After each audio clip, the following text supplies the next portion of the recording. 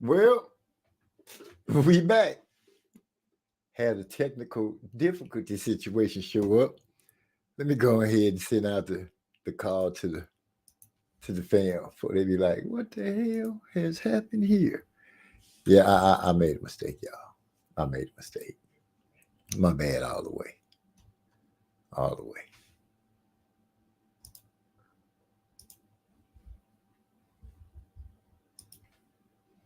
Let me get this taken care of. Moody Trey Weather already in the house. He say, "I'm here. I'm here." Let me see in the back sitting around, man. My bad, my bad. My boy the king. Oh no, don't call nobody. Give me a second. Let me go ahead and get it sent out, pull up. I appreciate you bouncing right back in with me, my brother. We're gonna get the conversation going right back. I made a faux pas totally. I thought everything was everything, but I guess they say, hell no. Y'all tripping. Well, I learned something today.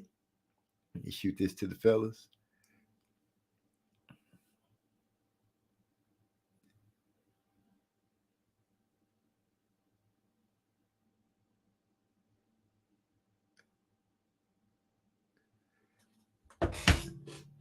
Let's give him a second to get back in here, Moody Trey Weather. But I appreciate you coming in, man. How you been doing? Everything going good with you? I hope. And I hope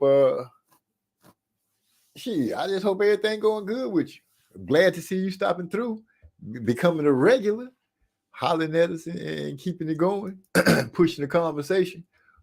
We go ahead and as we always do, get some something playing in the background. Mess with this until man, we was going pretty good too. Pretty damn good. Just got on the fullbacks. Michael Allstar was one of my favorite fullbacks because I like seeing the fullbacks get used. Now I'm glad to see that. I'm glad to see everything good with you. Give me a hot second. Um, but yeah, bro. Yeah. Once everybody get back in, I'm gonna let y'all know what happened. Y'all probably know anyway. But give me a hot second while I go and find a lighter. I can't believe my lighter. Hold on, man. This is crazy. This is freaking crazy. I can't believe they just hated on us like that. Kicked us off. I know my wife got a lighter somewhere.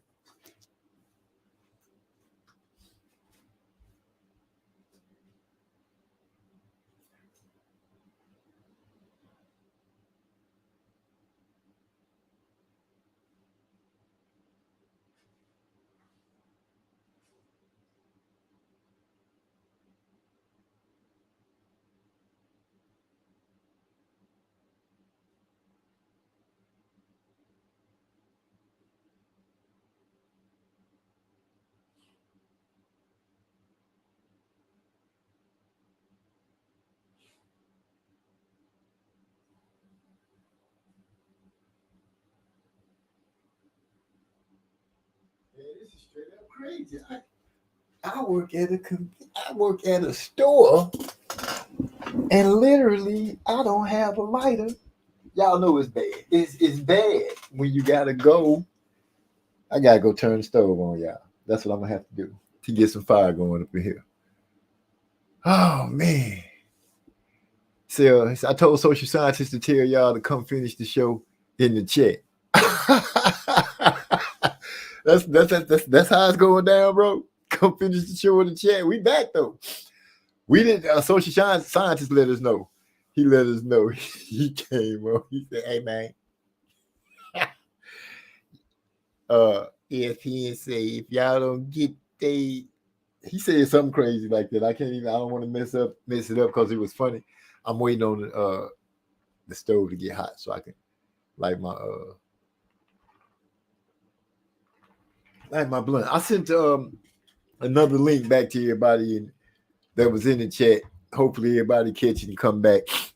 Me and Trey was finish up our conversation on everything. Damn, I missed out on everybody's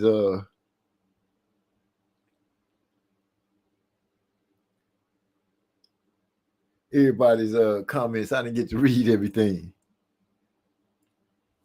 But shoot.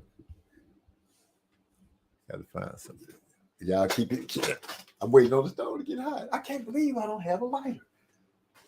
I usually have like 4 or at least 4. At least.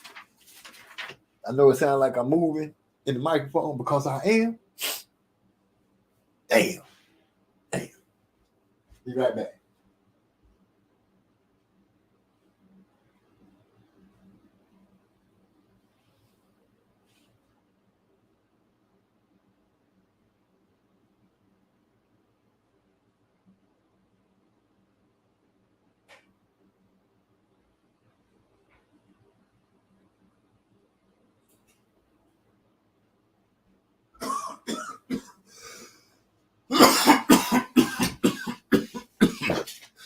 Okay. We back. We back like nobody business.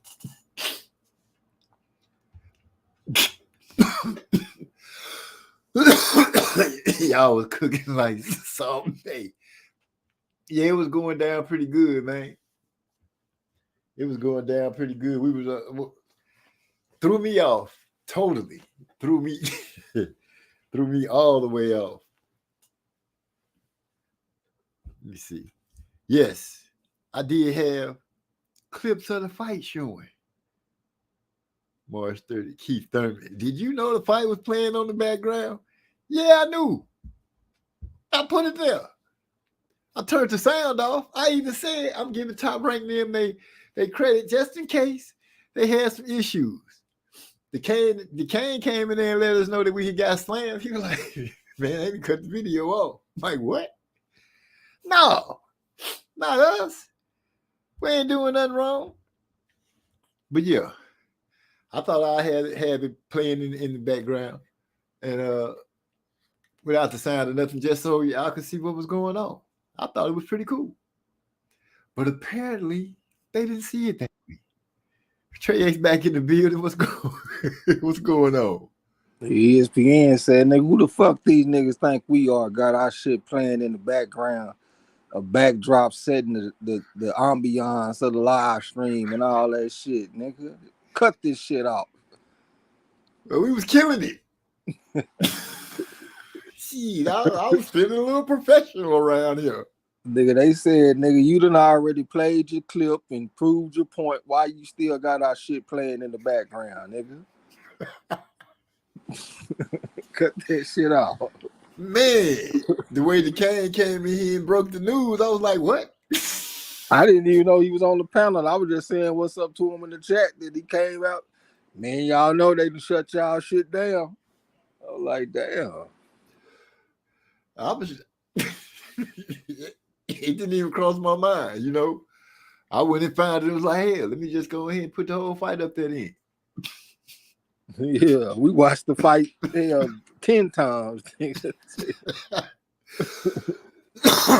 Well, for those that got to see it, hey, it's all good. He said that wasn't nobody but Bradley's hating ass. Man, that was those people say, hey, y'all ain't got permission to send us no money to be showing nothing on who is this? M's Musically Zone Talk. Crush that shit. Yeah. They hurried up and hit the button on that. Hey. Y'all don't forget, get y'all picks in. We got Thursday picks this week. We got Thursday fights. I got to go out there and take care of this nigga Gil Coles. He got to come see the Wizard. So me and him talking shit to each other.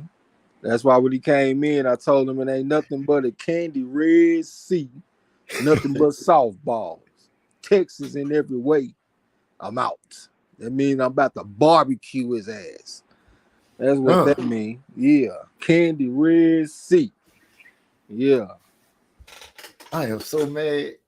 My wife, I know she got the lighter. I know she do. Because she be lighting her little incense and candles. All my lighters dead, bro. Nigga, she said go clap 2 rocks together, nigga. Light that shit up. Light it on the stove. That's what I'm going back in there to turn it back on because, damn, I can't believe.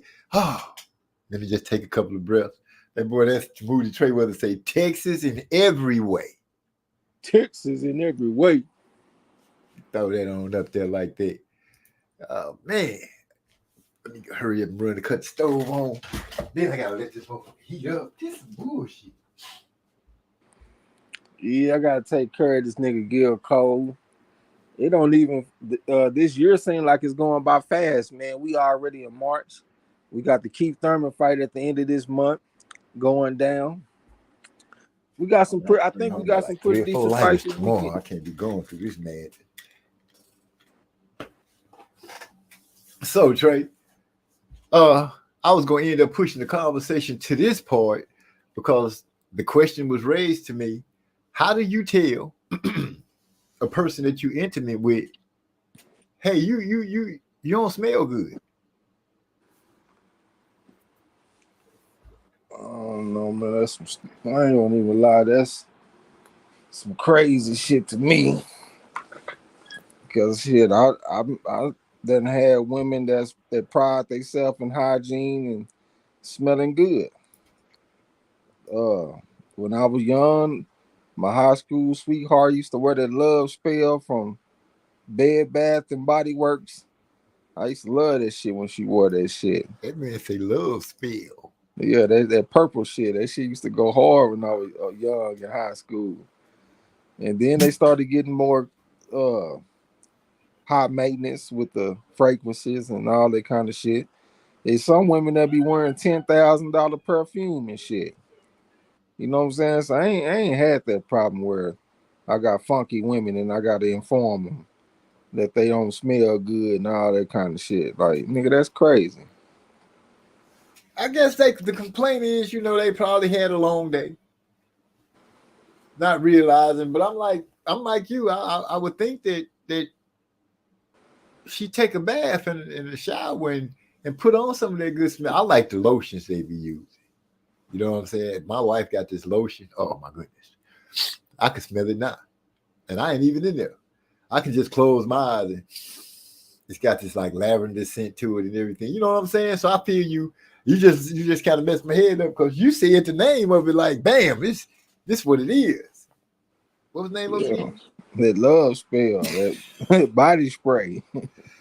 Love spell. Yeah, that shit used to go hard, man. Man, listening to the Quiet Storm, huh? Yeah, women be having a ton of products that they be having to smell good. So it really ain't no excuse for a woman to not smell good. So if she don't want to smell good, it's either because she don't give a damn or she want to smell bad, nigga, because they got too much shit. You know what I'm saying? I'll take the she don't give a damn. So there you go. Because every woman I know smell good. Fabulous. Okay, it should be hot now. I'm going to run and light this real quick. Give me a hot. I'm going to walk fast. Yeah. Move the tray weather said, tell that old that shorty your ass stink. Yeah, but are you still gonna want to smash after saying that? Like if you went to a woman's house and you told the man you need to go take a bath, do you still want to smash? Fuck no.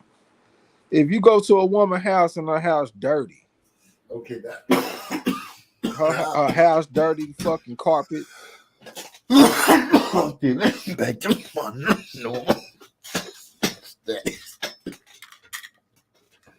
I'm back. That movie Trey Weather said, "Shorty, your ass stink." Man, I asked the question. That's all I had promised to do. My daughter got. Did I mention it that the youngest is getting ready to go to Argentina? I don't know. You might have said something. Okay, but she getting ready to go down there and study for the summer. But anyway, bro, back to that football. You like using the I formation. I'm tripping because, as I was saying, when we used to play the game, I would build when they gave us the opportunity like to make your own plays and your own formations. Madden, I can't remember what year that was, but they had let us start doing that where you could make your own formations. And I was trying the I formation and the 3-back backfield and all that kind of stuff. Making your own plays don't never work. I don't know what it is. It's like they don't block the same. Right. You did have problems like that. Some plays with if you mixed it in with they plays, you could pull off a nice little stunt every once in a while. Yeah. But for the most part, if you tried to go out there with a whole book that you made, yeah, you pretty much gonna get crushed. The defense don't play exactly like they supposed to those plays or nothing. That boy Eric all crazy. He said, "Dirty house chick be having that fire." So I've heard. But even the girls from when I was young, even the girls when you went in and they like room was a mess. I mean, stuff was everywhere. Clothes, you know how they be. I don't know if you know, but I done been some places, and they room just be a mess. You be like, damn, you a slob, but you cute. You be on point at school. Makeup smell good. Even them, they smell good. I guess you talking about them having fun. So I heard. It's a difference between being disorganized and being dirty. Exactly. I mean, there's some women, they might have clothes all over the place because when they were getting ready in the morning, they trying this on and fuck that, I don't want to wear that, throw that over there, let me put this on and all that kind of shit. Then they rush out the door so they can go to work or go to school or wherever they going. I can understand that. But if you got filth in your house, like straight dirt, nastiness, got bugs, fuck all that. Plates from yesterday and the day before. Yeah, I'm not tolerating all that. Yeah, that's nasty. Yeah. That's just trifling. You can't wash your dishes after you eat. What kind of living is that? Now, I wouldn't even be at her house. That more rude. Eric R say y'all could role play. We could be housekeepers and janitors. Hey, go on over there and pick those socks up that fell down on the floor. My boy Eric R say I don't do bugs. Ooh, no, heck no. Cause like, what if one get in your clothes when you leave? Yeah, fuck all that, man. I'm waiting up. What time is it? 10:05. Okay. Curfew up, nigga. No, not. Good curveball right there. Good curveball. Okay, I remember last week. Better go on in there. Yeah, I talked to Noise, but didn't know that. Yeah, my gangster overrode everything. You made sure that you was out 5 minutes early too, so you ain't get no problems, nigga. Cause I like being comfortable when I lay down and stretch out. But lately, man, I know my wife gonna complain when I say it. He said, "Damn, that was slick." My wife, I like the cover to be spread out on the bed nice and easy when you get ready to tuck in. You know what I'm saying? But for some kind of way, it's turbulence. When I get in there, the covers be all twisted up. The top cover look good, but the sheet be all just discombobulated. I can't. I just don't like that. For me to lay down in the bed, I like my covers to be smooth so I can be comfortable. It's just a comfort thing for me. If the cover's not just smoothed out, I feel like it's chaos going on. This nigga telling us this shit like we really supposed to believe that he didn't get out early, so his wife didn't put a foot in his ass because he done missed curfew. I know it's hard to get comfortable and stretch out with a foot in your ass, nigga. That's what you got out of what I just said. Yeah. you got out early because you want the covers to be on the bed, right? Okay, nigga. Really? I wasn't saying that's where I got up.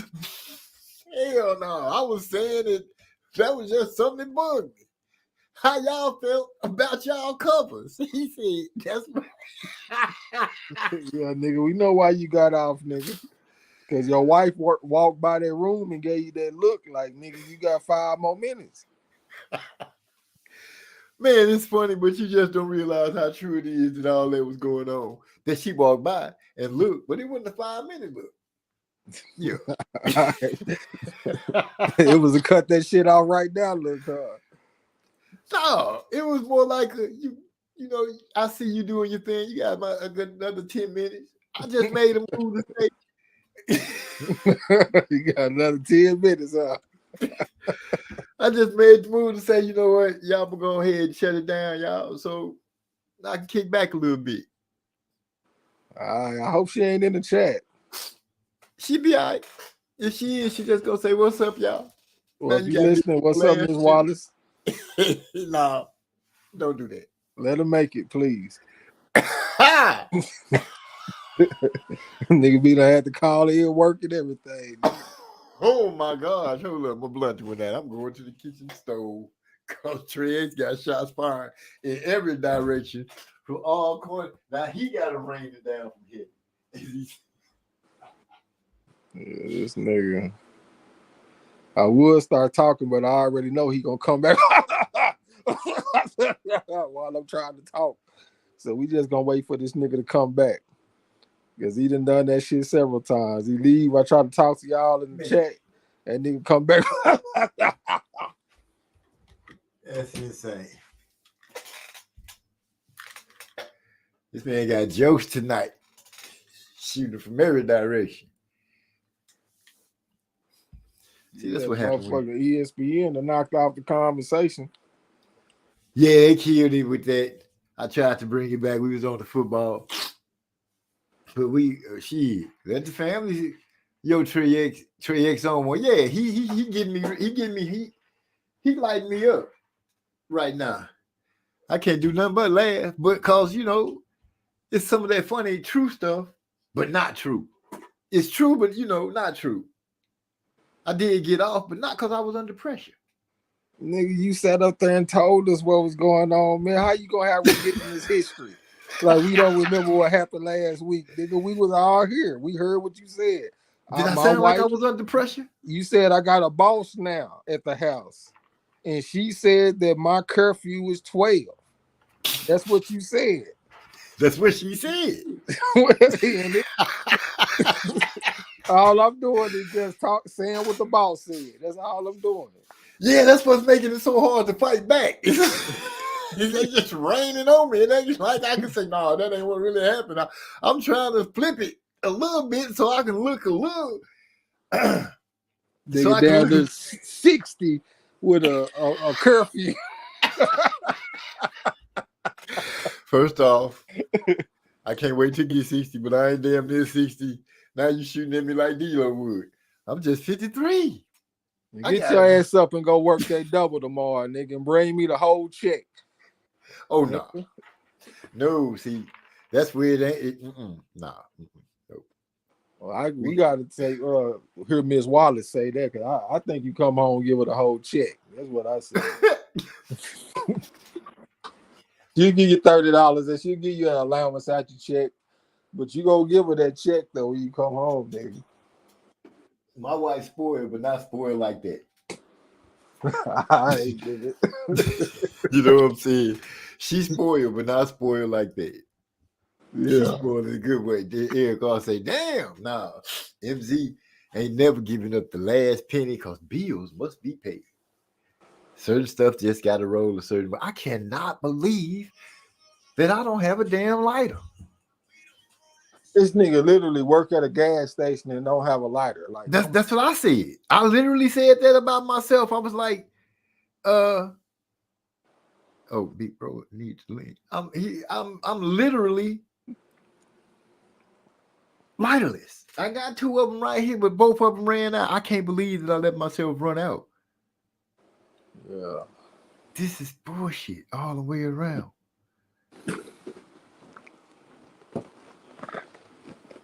So the motherfucker done went out again already?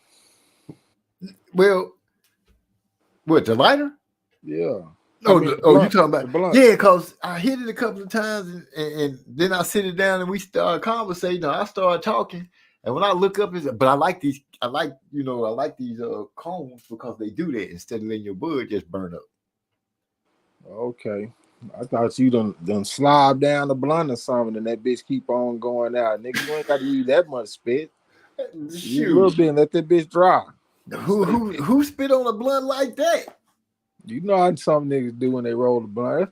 That's one reason why I got away from that shit. Nah, I don't slob on no blunt like that. I don't even like passing blunts and all. I hate that shit. I ain't even like doing that shit with my pops out there. We putting chicken livers on hooks and passing weed back and forth and all that old stupid shit.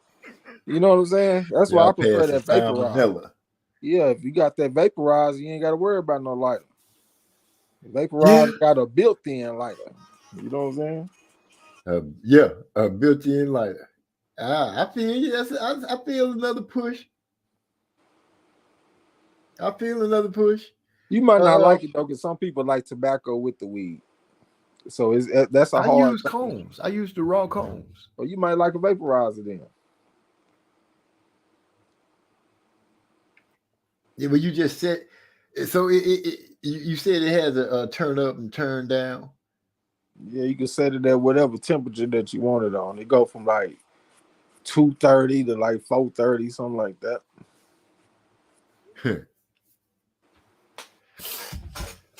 I'm ready for this next thing that I'm about to test. Fuck, I can't believe I'm really thrown off right now. Set that down. Your live stream got shut down. That, but mainly because I can't keep my cone lit. Yeah. The live stream, it is what it is. You know what I'm saying? I think people that got a chance to enjoy seeing the fight going on in the background, and for as long as they did, and we had kind of got on a roll on what we was talking about and having fun. And shit, I don't feel like the fun over yet. I'm just trying to get my cone lit. I got plenty of tea. Hold on 1 second. I sent you the text, E. The link. Come on in.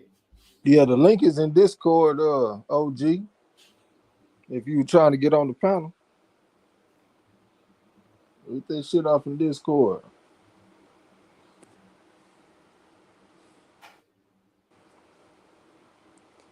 Yeah, I guess we can talk about some upcoming boxing this week or something. I know we got some fights in Canada. Have you seen any of the footage of Bill Haney? Oh shoot! Well, look at this. Big bro in the house. What's going on, bro? What's going on? OG, what's up, man? I come on to piggyback. I come on to piggyback with Trey X real quick. Uh-oh. What you piggybacking about?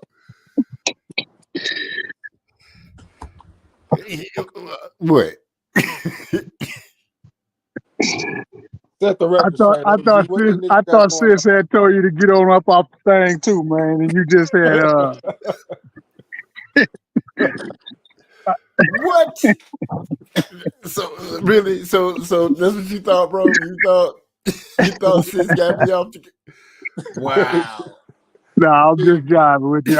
It's just funny that Trey coming at you like that, because I think like that all the time when it comes down to shit like that. Yeah, you know what time it is, OG. It's all love, though. You know what I'm saying? Yeah, you got you a wife. That's a blessing. That's a good thing. Yeah, it is. Yeah, it is. We always salute black love around here, so you already know what time it is. Yeah, I ain't tripping. Yeah, we know wifey gonna put that foot in your ass every now and then, though, nigga. Nope. I know how to dodge that. See, nigga, she told you it's time for you to go to bed. Nigga, now come to bed so I can tuck your ass in.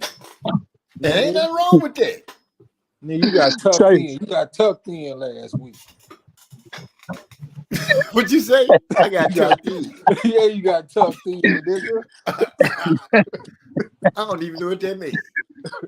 That's why the couples were straight. Yeah, you do. Yeah, you do. Yeah, that's why he talking about I want the cover straight, nigga. You like your wife to tuck you in, nigga. So, okay, I see. I done gave you a little ammo because I like my covers to be neat. He took that and turned it into getting tucked in. Wife ran me off the show. Yeah, nigga. All that. No. And like I said, you know, I ain't confirming, nor am I denying the state that you were trying to press up on me right now. Nigga, we see how your tone changed when you see that lady in the chat.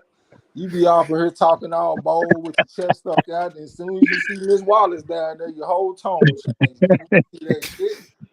What?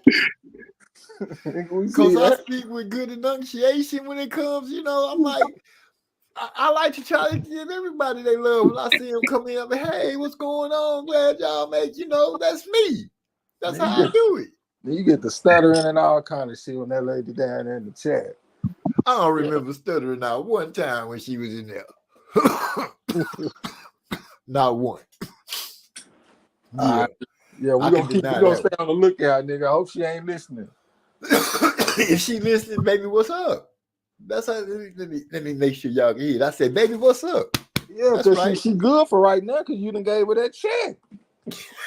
Mess around and don't give her that whole check, nigga. Mess around and keep $50 from that check and see what happened, nigga. I don't know what you talking about when it comes to that. I ain't get allowance. Get that allowance, nigga. Get that allowance every week. Now let me quit, man. I'm just high time with those OGs, man. That's my nigga. These niggas like my uncles. That's why it's funny. That boy Eric also, I'm getting ready to get tucked in about an hour. See? Getting tucked in ain't so bad. Yeah. You know what I'm saying? Getting tucked in, that's player. Oh, now it's player now.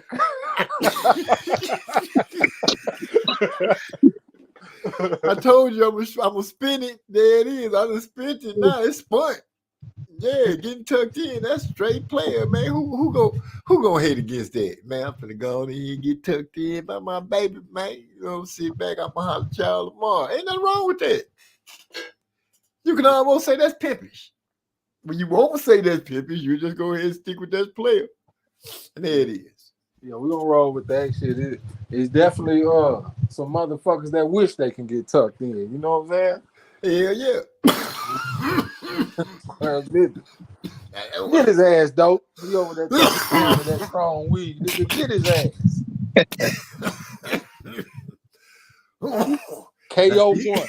That's that KO1 right there. That shit said finish him. Nah, nigga, you can't handle that shit, nigga. That ain't that Acapulco gold that y'all nigga used to smoke back in the 80s. Nigga, this some new strong shit, nigga. This too much for y'all OGs, man. No, you right about that. I don't fuck with it. I don't fuck with it. Yeah, I don't fuck with it. I run from it. I ain't gonna lie. My kids smoke it all day. Yeah, that shit strong these days. Yeah, I had some good shit back in the day too, though.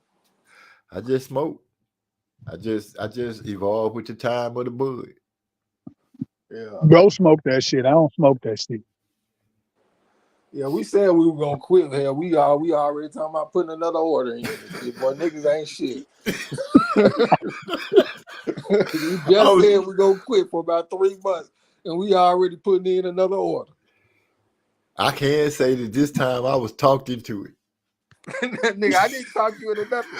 All I did was tell you that I was gonna get some, and I would let you know how it was. Nigga, nah, I thought little bro was done until I heard he was back smoking. I was, and then I got back on it. All of a sudden, I say, "Oh, little bro back smoking and shit." Yeah, I'm back on that shit, man. I didn't even tell. Yeah, I love that drink.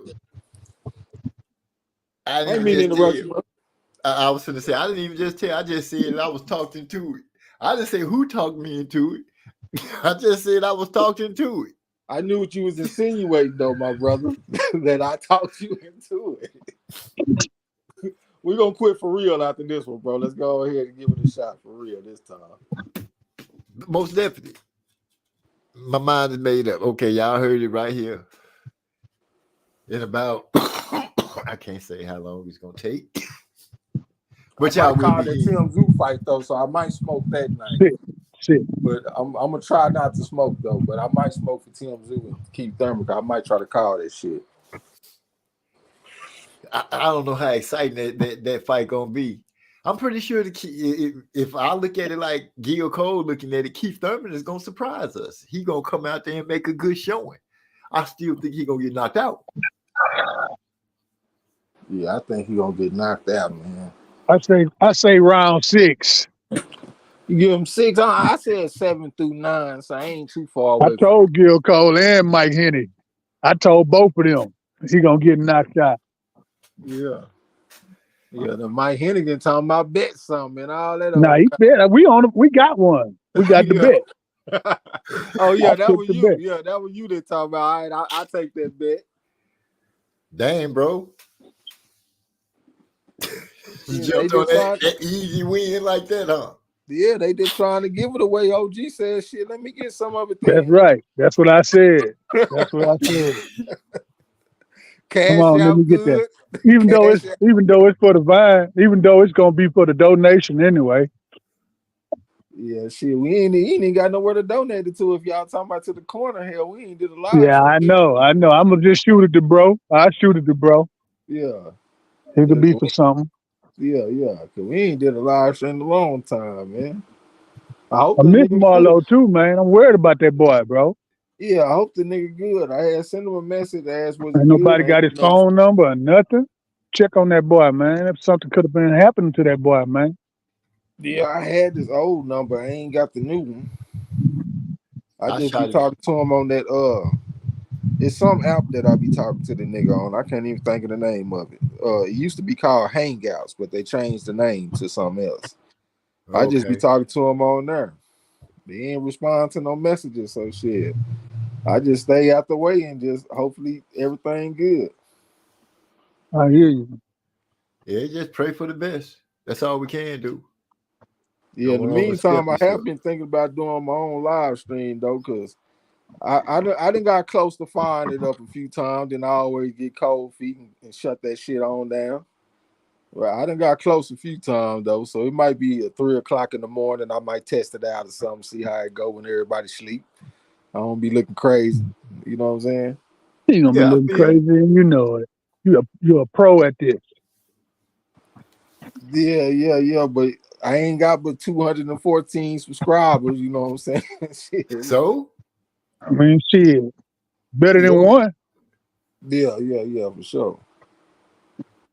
I just don't know who. I don't really know who subscribed to my shit. I don't know who gonna come through that motherfucker. You got old niggas fucking with you, Trey, man. Yeah, I know. You got old niggas fucking about the women and shit. I be thinking that my ex-girlfriends and shit gonna be coming through my shit and all that kind of stuff. That's what be kind of spooking me. I don't want all them in one place. You know what I'm saying?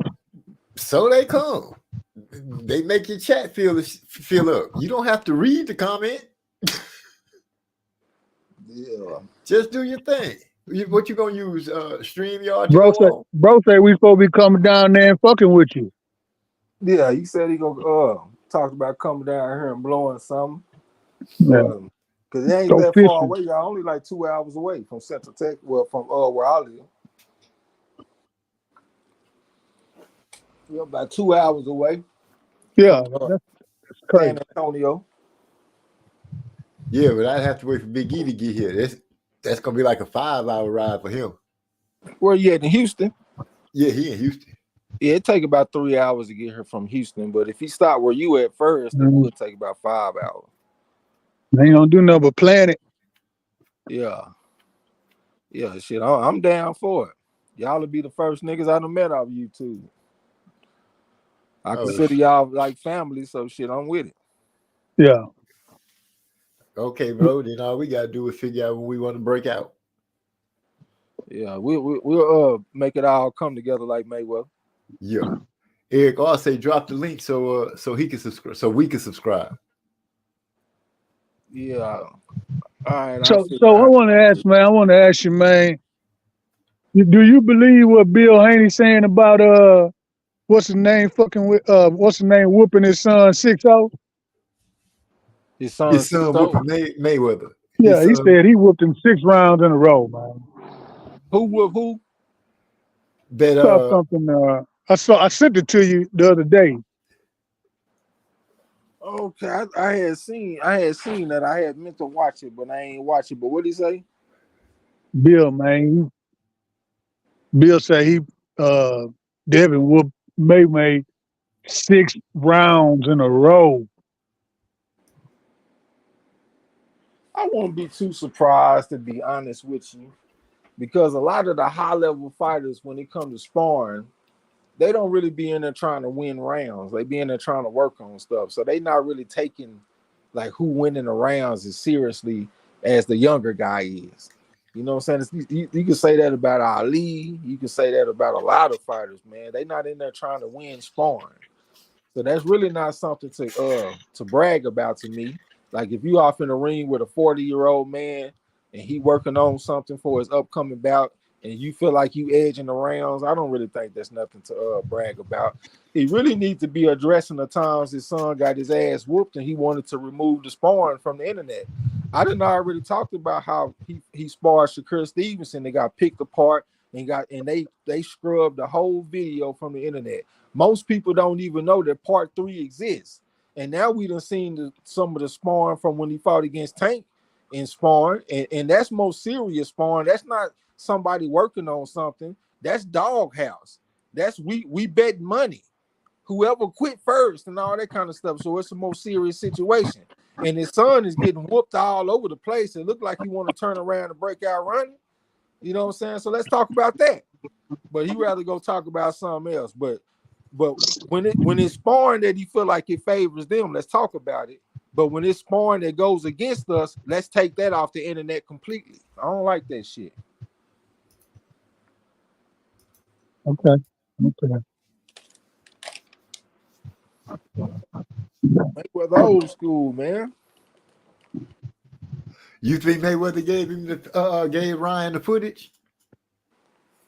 He probably did. I mean, where else he gonna get it from? Yeah, That's because what I he was. told me nobody had a camera, nobody brought phones in or nothing. Well, see, somebody brought something. Because we sure sat up there and seen that boy getting them hands put on him, even though he was young. He was supposed to be 16 and Tank was 20. So I guess we could take that into account too. He But he said was, Tank was a pro also, and Devin wasn't. yeah, like I said, he was 16. Devin was getting ready to turn pro though, because Devin turned pro at 17 in Mexico. So he wasn't too far away from being a pro, but he technically was still an amateur. Yeah. Moody Trayweather said you should do an old fight recap. An old fight recount. Yeah. Hell, I don't even know what that means. Do an old fight recap. What that mean? If I had to guess, I would think I'm hoping he talking about one of y'all fights that you called, or maybe he's talking about a fight that happened and you do a recap of it. But I'm guessing the latter. Yeah, I thought about doing something like that for the Raymond Ford fight. But it'd be a lot of people covering that kind of shit though. So I just figured somebody else got it. You just go in that mug and be you. Can't nobody Yeah. do that. Yeah, like I said, I might call that Keith Thurman versus Tim Tszyu fight. I know how much that means to my nigga Gil Cole. You know what I'm saying? Yeah. Yeah. It's gonna be a good fight. It'd be a good shoot. That'd be a great comeback. Because I'm telling you, that fight that the ESPN just kicked us off for that I was showing. I could imagine you calling that one. That was a fight of the year candidate, man. I'm telling you, whenever you get two southpaws going against each other and they got any kind of offense, it's gonna be an explosive fight because they ain't got nothing they can hide from. If you're an orthodox fighter going against a southpaw, you can kind of hide behind that difference in stances. But when the lanes are wide open like that, it just makes for an outstanding fight most of the time. The only southpaw versus southpaw fight that I could think of off the top of my head that wasn't very good was Shakur Stevenson versus De Los Santos. But outside of that, nigga, southpaw versus southpaw be fireworks. And that fight with Ford and Otabek was a fight of the year candidate for sure. Yeah, I agree. Bro, did you see it? He say, No, I I didn't. mean, when you do a live, talk about one of your favorite fights. Oh, that's what he said. Do a recap like that, talking about one of your favorite fights. Yeah, What I you guess in? I guess he's saying favorite fights that I done called.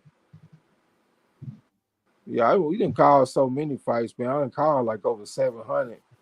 But if I was to say my favorite fights that I done called, it'll probably be Morrell versus Falco. That was on the undercard of Tank Davis versus Ryan Garcia. It was a first round knockout for David Morrell, and that shit was explosive. Hold on, And bro. Hold on. Don't give him too much. Don't give, because that's your intellectual property right there. I can see where that could go. Yeah. On your channel, bust them out like that. yeah, that was a good one. I see it. Good looking, Moody Trayweather. Good idea on that. That is a good idea. Yeah, we all really becoming historians on the cool because we done kept up with boxing for so long, and we can go back and talk about old fights and shit that we done watched in the near past. You know what I'm saying? That's player. One of my favorite fights to see, because it was the first time that I seen somebody get hit and a body and a body did like a ripple or something, was when Kelly Pavlik took the beat what's the brother Jermaine Taylor? Yeah, Jermaine Taylor. When he beat Jermaine Taylor, when he hit him in the chest, and his body did his body did that ripple like Fury did when Wilder hit him in the head. Yeah. And Yeah, I then don't remember that fight off the top of my head for some reason. I know I watched it.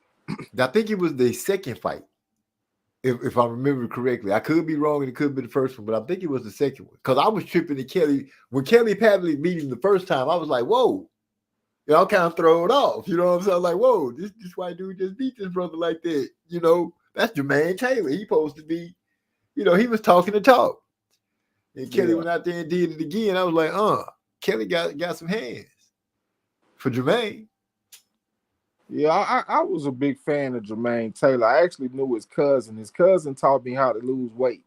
His name was Patrick Mickens, and he moved to Dallas from Little Rock, Arkansas.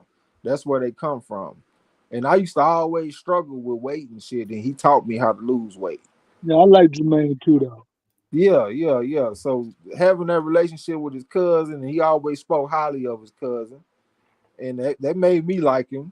And it was just kind of hard to see how his career turned out when it was all said and done. You know what I'm saying? Because he done had some rough moments off in that ring. But when I listened to his cousin, it sounded like he was a good dude, though.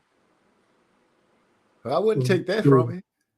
I just was like, Kelly Pavlik had his number. Oh, socially. Oh, before I skip, I don't want to skip nobody. Eric R said Dawson versus Tarver was like, man, it's all right. He said, I saw some of the Ford fight on YouTube, but them niggas' stream got shut down. They had to start. Yeah. Oh my goodness, good one, player. Good one, socially scientific. He talking about us. That was a great fight, though, man. Raymond Ford came off a layoff and got that shit done. His coach did an outstanding job. That was one of the best performances that a coach done had ever since I seen the Isaac Dogbay fight, when his coach pushed him to a split decision victory. And this guy, his coach, pushed him the whole time, and he definitely contributed to that victory. You know what I'm saying? So it was just a great fight to watch. The underdog came out victorious. He came off a layoff. The coach was on point. His opponent came to fight. And if you look at the live odds, because Otebek was a -165 favorite when the fight started. After the first 4 rounds, he was up to after 3 rounds, he was up to -450. After 4 rounds, he was up to -700. And then Ford started turning the tide in the fight with his counter punching and with his combinations. And it was just It was beautiful to watch. Even though we lost our money, it was still beautiful to watch, though. Yeah, I feel like it was a good fight. So yeah, socially scientific. Yeah, you saw some of that courteous of the show. We got shut down, but you got something out of it. That boy Hyphy say, tell Floyd to give Ryan and Javante versus Shakur sparring tape. He won't do that because then the whole world will see why Javante stay running from Shakur. I don't know though, because I heard Shakur talk about it, and he didn't talk about it in a dominating type of way. It sounded kind of defensive, like he wasn't doing me like that, because they compared him to Devin. So I don't know. I would like to see that for myself to see how that went. But I will say this though. I used to take Shakur over Tank Davis, but after Shakur fought De Los Santos, I'm not sure anymore because I see a little bit of pattern with Shakur. When he in there with power punches, he acts a little different. Like when he fought against that African that got knocked out by Raymond Muratala. I can't think of his name. He a hard punching African though. I think he's from Namibia. And Shakur Stevenson had one of his worst performances against a power puncher. And then you put him off in there with a power punching southpaw in De Los Santos, and we see a different version of Shakur. He didn't want to make him miss and make him pay and be like a counter puncher that was able to put himself in the path of danger so he can come back with something. He wanted to stay completely out of range, stay completely out of danger. And I don't know if that can beat Tank Davis. I think you have to not be afraid to get hit against Tank. And I know it's not good to get hit, but you have to be able to make him miss and make him pay. If you too far away, you can't make him pay. You have to be kind of close to the guy so you can make him miss by an inch and come right back with something. And I don't know if he got the nuts to do that, because to do that against Tank Davis, all it takes is one mistake and you could be laying flat on your back. So you got to have some nuts to do that. And I'm not sure if Shakur minds getting hit. I know it's good not to get hit. Like you want to hit and not get hit, but you can't be overly concerned with getting hit. And when I look at Shakur, he look like a Chris Brown, pretty boy type nigga or something. And I'm not sure if he like to get hit.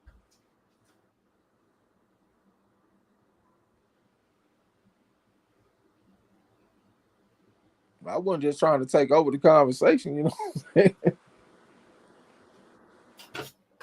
Y'all niggas still there? Yeah, I'm still here. He said Nakathila is his Nakathila? Yeah, It's Jeremiah something like Nakathila. that. Yeah, Jeremiah Nakathila. He said he's something like that. Yeah, I would want to see the footage if I had a chance to see of Shakur and Tank and see what kind of went on. But at the same time, I would like to see the whole thing from those two, so I can really see what's going on. But one thing about Shakur, he ain't the same fighter in sparring that he is in the actual ring either. Because that motherfucker in sparring, he take a lot more chances. He one of the best sparring fighters that I ever seen. That's why the sparring footage between him and Devin is my favorite sparring footage of all time. But in the ring, he don't take the same type of chances. Like if you look you can even look at parts 1 and part 2 of him sparring against Devin, and you will see a big difference in the way he fought then as opposed to his real fights. He a lot more safety first in his real fights than in sparring. I guess that's understandable. I don't know who Leo's RKH is. You ever seen that person? Yeah, he was in here last time. What's up with okay. That I got to get used to that look. Yeah. What's going on, Pimpin? Glad you sliding through. What Eric all talking about was you getting tucked in? No, I wasn't getting tucked in. I was getting some more tea. Yeah, good slow though. Good show. I told you though, when it's time to get tucked in, I'm proud to get tucked in. That's player. I told you, player, baby, player, like Pops. And his wife made him get that tea. Nigga, you done had enough soda today. Get you some tea or get you some water. It's your choice. And he chose tea. Oh wow. I ain't gonna get you to lay that down, huh? Moody Treyweather said it makes you wonder if Shakur is chinny. I don't know because have I ever seen him? I don't remember really seeing him just take a flush shot to You know skipped that he's Kane cheating. comment. Who? The Kane right above me. Oh shit! I ain't see it. It must have jumped on me. Yeah, Shakur seems scared to get hit against power punches. Make me wonder if he has a chin. Also making him wonder if he has a chin. I guess I miss Eric R too when he said twitchy power punchers. He don't trust his range. It seems like. So everybody, excuse me. So everybody kind of seen that spot some kind of flaw when it comes to Shakur and power punches that seemingly left-handed, like his last fight. Which yeah, he get in front of them power punches. He want to be completely safe. He's not willing to put himself in the path of danger so he can come back with something. That was something that I actually liked about Devin Haney. Like when he fought against, was it Antonio Moran on the zone? Or was it, no, it was this other guy. Fuck. He had like 120 amateur fights though. Damn, I can't think of his name. But I like the way that Devin was able to roll the right hand, come back with the uppercut, bring back the hook. Shit was real pretty. But you got to be willing to be in the path of danger to do that. You can't be too far away from the guy. You know what I'm saying? And the guy that I'm talking about, I think he could punch a little bit. I want to say his name was Alfredo Santiago. That's exactly who Duquesne put up there. Seconds, right, like milliseconds before you start saying it. But you guys said the same thing, Alfredo Santiago. Yeah, that's that. I think that's who that was. About 120 amateur fight. But I just like the way Devin was able to roll that right hand, come back with that uppercut, bring back the hook. That shit was just pretty, man. You know what I'm saying? You can't pick and choose who you gonna use your full arsenal against. Like this guy, he can't punch that much. So I'm gonna go on out there and take some chances against him. But if I get out there with somebody that can punch, I got to turn into a different guy. I got to go from being an A-level fighter to a B-level fighter because this guy can punch. I don't like that thinking. You know what I'm saying? I think you should be able to go out there and figure out the guy, no matter who it is, no matter what kind of style he got. You should be able to go out there and still remain an A-level fighter. Take him apart. You see that from the best here. You saw that from Crawford. He got off in there with Earl Spence, and he looked the best that he ever looked, even though he was in there with a dangerous guy. You know what I'm saying? Shit, it is what it is for Shakur. I think he's a talent. He's a baby world beater. I done seen different amateur records and shit for him. I don't know how true they are. One of the last ones I saw was 128-13. The one silver at the Olympics, the one gold at the AIBA World Championships, all kind of shit. But I still see a guy that I'm not sure if he's comfortable with the prospect of getting hit. So even though he got all the accolades, you still think he might be a little just skittish about getting hit. I guess that's the best way to put it. I'm just not trying to get hit, period. No matter what y'all say. Fights. Yeah, it's in the big fights. In sparring, he not really like that. He take more chances. But in the big fights, I don't know if he's scared to get embarrassed or what it is. He's a different guy under the lights as opposed to sparring and taking chances. Oh, that fits perfectly to one of my basketball coaches saying that some people on the team that you be like, that dude, they're cold. Why he don't start? Because he's a practice player. Practice players shine in practice. They'll bust your head. But once the lights start and they get in the game, they don't give you the same intensity or the same drive that they would in practice for whatever reason. And I think it could be that, the lights just different for him. Well, I can't say that because he don't act the same against every guy under the lights. Sometimes you get under the lights and look spectacular. But if you put him in there under the lights with a power puncher, and it's somebody that can invade his space because Nakathila had long arms and De Los Santos was a southpaw. So he can't fight them the way he fight Oscar Valdez. Oscar Valdez got power too, but he's a short orthodox fighter. He looks a lot more comfortable in front of that. But if you put him in front of Nakathila with long arms and power, or you put him in front of De Los Santos with a southpaw stance and power, He looks different. So that makes me wonder, can he beat Tank? You know what I'm saying? Tank, man, that motherfucker hit you one time and change everything. You know what I'm saying? So I'm curious. I want to see how that fight turn out. Yeah, they all pros now. They all, I would say, pretty much getting a good little season into them. They got a decent number of fights up under their belts. Just no matter what weight class they come up, they still season them for what they can see. I think it's about time for them to start doing it. But for some reason, these youngsters just not doing it. The only one I can say is fighting regularly or at least fighting and keeping himself relevant is the Haney kid. And scientists said that fight was on the Jake Paul undercard. Eric also said, I want to see Shakur sidestep. Did you have something you want to say on that, bro? My bad. Yeah, I think the longer that Shakur wait and fight Tank, it might be hard on him too, because I do see Tank getting in work against Southpaw. Like he knocked out Hector Garcia. He got a fight.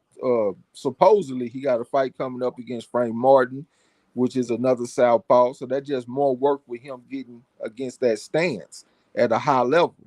So if Shakur wait too long and Tank keep on getting these type of fights, he might figure this shit out a lot. You know what I'm saying? So it would probably be better for Shakur to fight him sooner than later, instead of letting him just get completely comfortable with fighting against a southpaw stance. Because like I said, he already getting work in that area. Prepping himself so he can be ready for whatever look comes his way. Yeah. Eric R said, I want to see Shakur. Okay, bro. I didn't hear you say that. So I want to see Shakur sidestep or turn his opponent at this level. That jump back scene, two amateurs, in my opinion. And then he said, yeah, I think you nailed it. He got that living up to Bud, Ward, and Mayweather. It seems like he trying to look perfect and getting away from what got him here. Yeah, that's a lot of pressure he got. And plus, he put the pressure on himself. He the one that go around telling us how great he is. Like every interview he do, he talk about how great he is, how great he gonna be, how the game is gonna remember him. He already making his mark. I mean, you putting pressure on yourself. So when you put that pressure on yourself and then you don't perform up to what you're saying, you can't get mad at us for saying something about it. Like if you tell us how great you are, then you go out there and lay an egg against De Los Santos. How can you get mad at us for the critique that you started your own self? You the one talking about how great you are. You the one that want to live up to Andre Ward and Terrence Crawford and all that kind of shit. So if that's what you're gonna do, go out there and do it. When Andre Ward fought against Kovalev, did he go out there and fight scared? He was a little bit timid at first, but once he got into the fight, he looked like Andre Ward. Especially off in the rematch, and Kovalev was the crusher. He was a power puncher. Andre Ward did not shy away from that, even though he got knocked down early in the fight. Shakur Stevenson, do you got it in you to where if you get knocked down in a fight against a power puncher like Kovalev, can you get up and compose yourself and come and take the fight back and get it under control and walk away with the W? I'm not sure. Because I'm not sure if because I done seen Andre Ward in the past against power punchers. He got knocked down by a man that had a lot of losses. I can't think of his name, but he was a power puncher. He was hitting like a motherfucker. I done seen Andre Ward in there with Saki Obika. I done seen him off in there with Carl Froch. You know what I'm saying? So I know he don't shy away from power punches. I don't know if the same can be said about Shakur. Right. And just to bounce off of what you were saying when you said Andre seemed a little timid at first, to me, you're right. He looked timid all the way till he got knocked down. When he got back up, he seemed like he was ready. Yeah. The knockdown came so fast, so the timidness went away quick. You say he was injured? Well, you know, we watched that documentary. Oh yeah, I'm tripping. He had to get his knee drained and all that stuff going into the fight. He couldn't even barely train for that fight. So we got to give him a little bit of slack for starting the fight off slow, because he was kind of trying to pace himself because he wasn't able to train to his full potential because he couldn't run and stuff like he wanted to because he was having knee problems and had to get his knee drained. You know what I'm saying? So that might account for some of the early the slow start. But after he got knocked down and he got the cobwebs knocked loose, shit, he got back in the fight and started to get it back under control. Yeah, figured out going to their body. Kovalev didn't like that. And before I go too far, Armin Brown 09, what's up, sis? She say, hey, MZ, hey, Trey X, chat, and Mods, blessings. Just dropping in to say hello. I'm going back to sleep now. Have a great stream. What's up to my Amazon Angel? Appreciate you coming through. That's live. That's live. Catch us before you go to bed. That's great. So I'm really surprised, man. Big Bro came on here and kicked it with us a little bit tonight. Yeah, I was surprised too. Yeah, that's okay. Okay, I got all kind of good stuff going on. I done had fun about getting ran off the here gonna say you getting tucked in. Come on, man. Everybody had their fun tonight. Get your jokes in. I'm gonna have to sit down and write me a joke book, a comeback book or something. Y'all tore my ass up tonight. Yeah. Eric Carr say Darnell Boone. Yeah, that's what I'm talking about, man. That's the one that dropped Andre Ward. You know that motherfucker was punching, man. Yeah, he was punching, man. If D'Lo was offering her, I know he would have got that immediately. That's his era for sure. And D'Lo catching those Z's. Yeah. Darnell Boone was a monster. Well, I ain't gonna say he was a monster, but he was durable and he can punch. You put him off in there with a prospect, you think you're gonna get an easy win, and he might whoop your prospect. You know what I'm saying? Yeah, that part. That's why I respect them fighters. Like last time we were talking about, if you get knocked out, they put you on the medical leave. Right. And we were saying that it's not like that necessarily outside the United States, because there's fighters in the UK, them motherfuckers have 100 and some losses and fight every week, but they still they come right back and fight. It's because they got that heart and they tough as fuck. A nigga done lost 109 fights, but he only been stopped 4 times. And if you look at all the people he been fighting, this dude 9-0, 12-0, 20-0, 25-0, 15-0. Like that's all you see on the record. That right. Nigga life is a gauntlet, nigga. I can't help but respect that shit. Yeah, that's a lot of rounds too, especially if you only been stopped how many times? 4 times out of 109 losses. That's a lot of rounds if he's getting to the end of every fight. I'm just thinking if there was any no contest or any disqualifications thrown in there. Yeah, some of them dudes be having like 20 fights in a year and shit, man. Sometimes they fight every week. Sometimes they fight every 2 weeks. Shit be crazy, man. They tough. Man, I can only imagine. I really can't, because I just can't see myself saying I'm about to fight every week and I'm taking losses. It's hard to just keep rolling. I see what you say you respect it for, because it's hard. It's hard to just keep rolling over. You done lost so many times that you probably thinking to yourself, well, let me go over here, get the best that I got, because I ain't going to win. So let me go get this check together. How do you do that? I'd be tripping on the opponents. Olympian. AIBA World Championship gold medalist. This motherfucker won silver at the Commonwealth Games. This dude won gold at the Pan American Games. This dude won at the European Games. This dude won at the European Championships. I just be like, God damn, that's what your life is in boxing. Every fucking week they put you in there with an undefeated Olympian motherfucker, and that's how you make your living, fighting 6-round fights against these dudes that's very talented and got deep amateur backgrounds. That's how you feed your family. Being a tough test for these type of guys. Hell, y'all respect them dudes, man. We ain't got the type of class in the United States.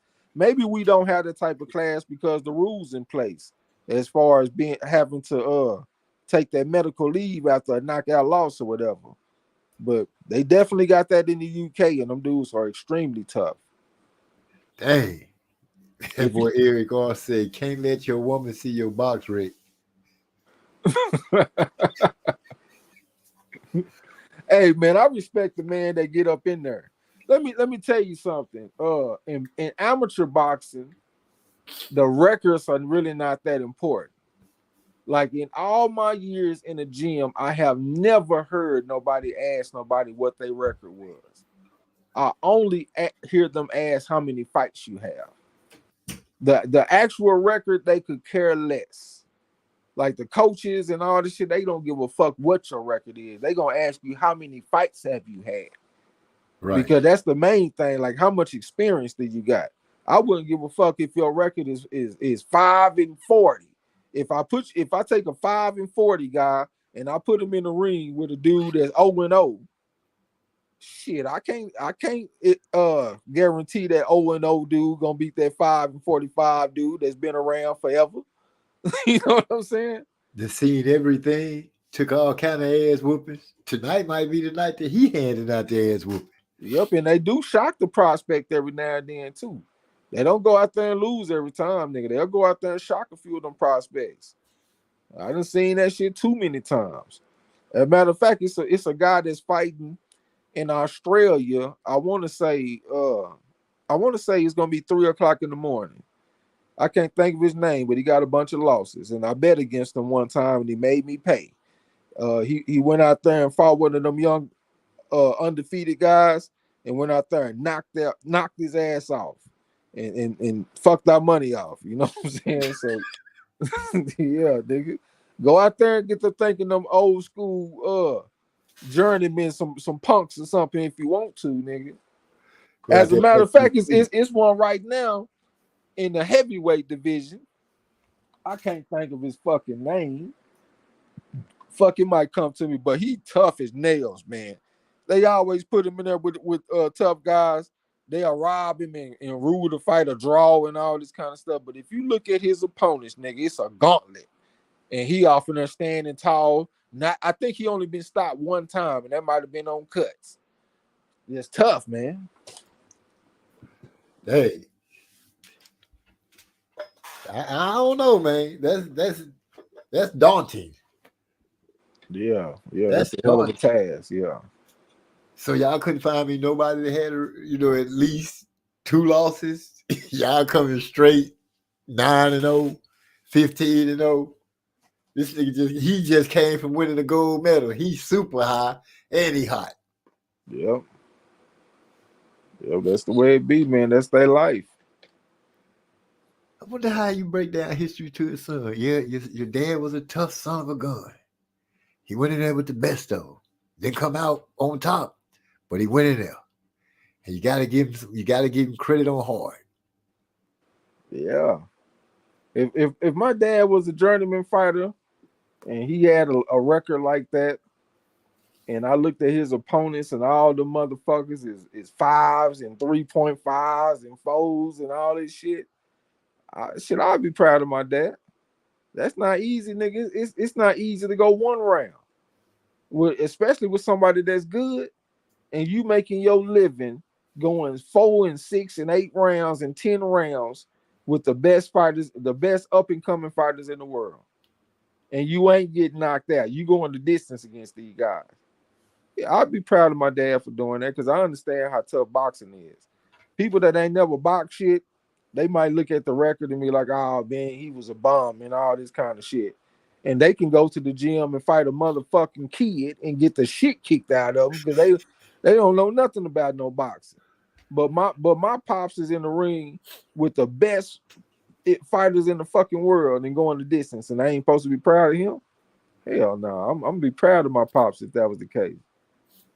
Now, for those people that like to say those records, oh, that's a bum. That's a bum. Pay attention, because that was some gems just dropped right then. Yeah, man, it's different fighters. Like, I even look at Bomac, and I clown Bomac for his professional record. But I also understand that people make a living in boxing in different ways.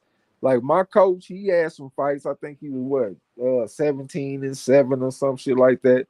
Fought Marty Monroe and a few guys. He fought against I can't even think of the dude he knocked out for some reason. Ron Law, he knocked him out. But for the most part, my coach was a sparring partner. He was sparring Larry Holmes and Ernie Shavers and shit like that. So you might Big look at my name. coach record and be like, oh man, he was a bum. But this nigga's making his living getting paid per round to spar against people like Ernie Shavers. I'm supposed to sit up there and think my coach was a bum and he out there sparring Ernie Shavers, getting him ready for fights. Nigga, you out your motherfucking mind. You know what I'm saying? Heck yeah. That's some big names you just rattled off right there. He in Nigga, the that's a ring big facing. hitter. Nigga, that's somebody that can kill you in that ring. That's one of the hardest punches of all time. Ernie Shavers. Ernie Shavers, nigga, out of Garland, Alabama. I remember using him on what boxing game was it? Fight Night? Now, he wasn't on Fight Night. He was on one of those, the one with Ali on it. He Ali might- been he on might all have of been- maybe he was on Fight Night. Maybe I'm tripping. Yeah, because I remember Ernie Shavers, they had him with his mustache on, bald head, swole up. Yeah, he might have been on there. I might be tripping. Hyphy say 15th round fantasy matchup between Prime Cerebral and Prime and Pryor 140. He got Cerebral by 7. Subriel. Subriel. Yeah. He got Subriel by 7. By around TKO, making the Hawk retire on his stool. That's a hell of a fight at 140. I think Matias will probably be a little too big for him. Pryor wasn't just the biggest fighter at 140, but his energy was just so high, and he could move and box a little bit. He didn't have to just come in a straight line. Definitely threw a lot of punches. I think he had better speed than Matias, but Matias was very strong, man. His defense is improving. His last fight that he had, his defense looked the best that I ever seen. I don't know, man. That's a tough one. I think I might have to go with Pryor, though, man. I think Pryor might be able to outwork him.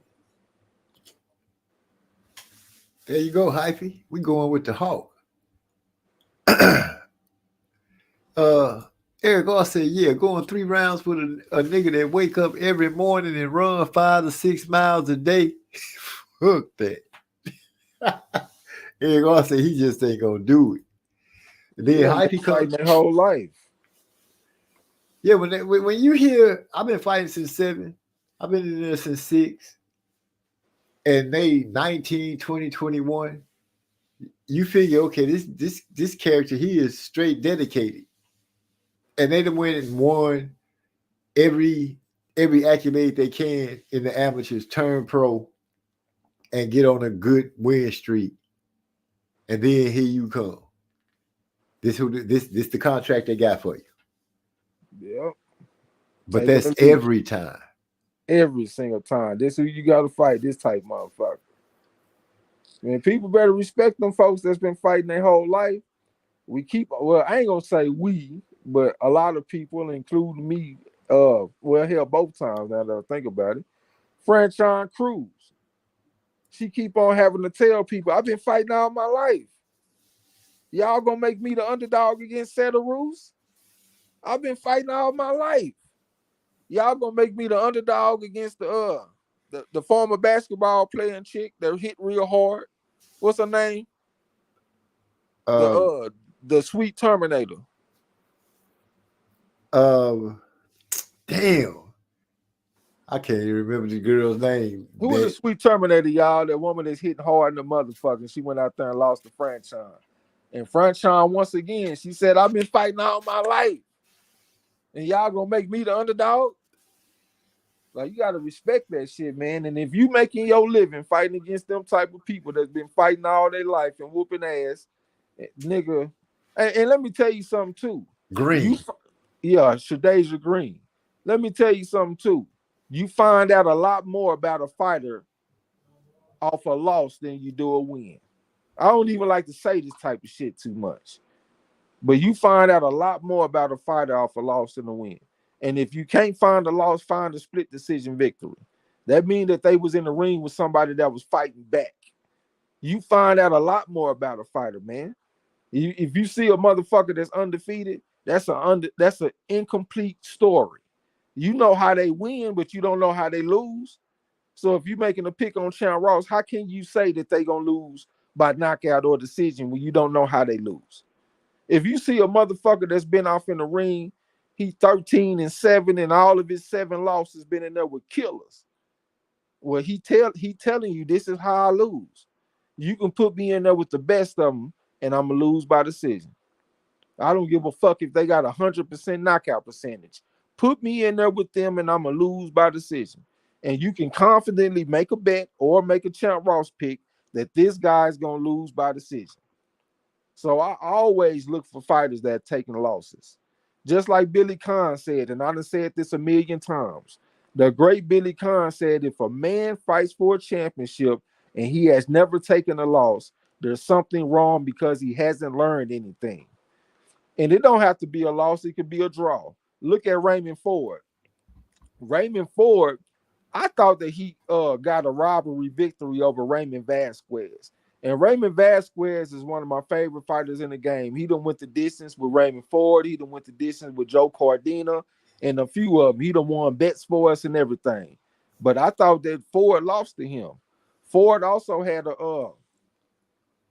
he had another tough fight. I can't think of who the fuck this was though. But the point that I'm trying to make is before his fight against Otabek Kolmatov, he had already been through shit. He already been through adversity. He done learned something that he was able to come back with something. Think about Lamont Roach Jr. Lamont Roach Jr. went out there and won the championship from Hector Garcia. He was not undefeated. He was a person that done been through something. He lost against Jamel Herring. He took them type of experiences and learned from it, got better, fought against Hector Garcia, and won the championship.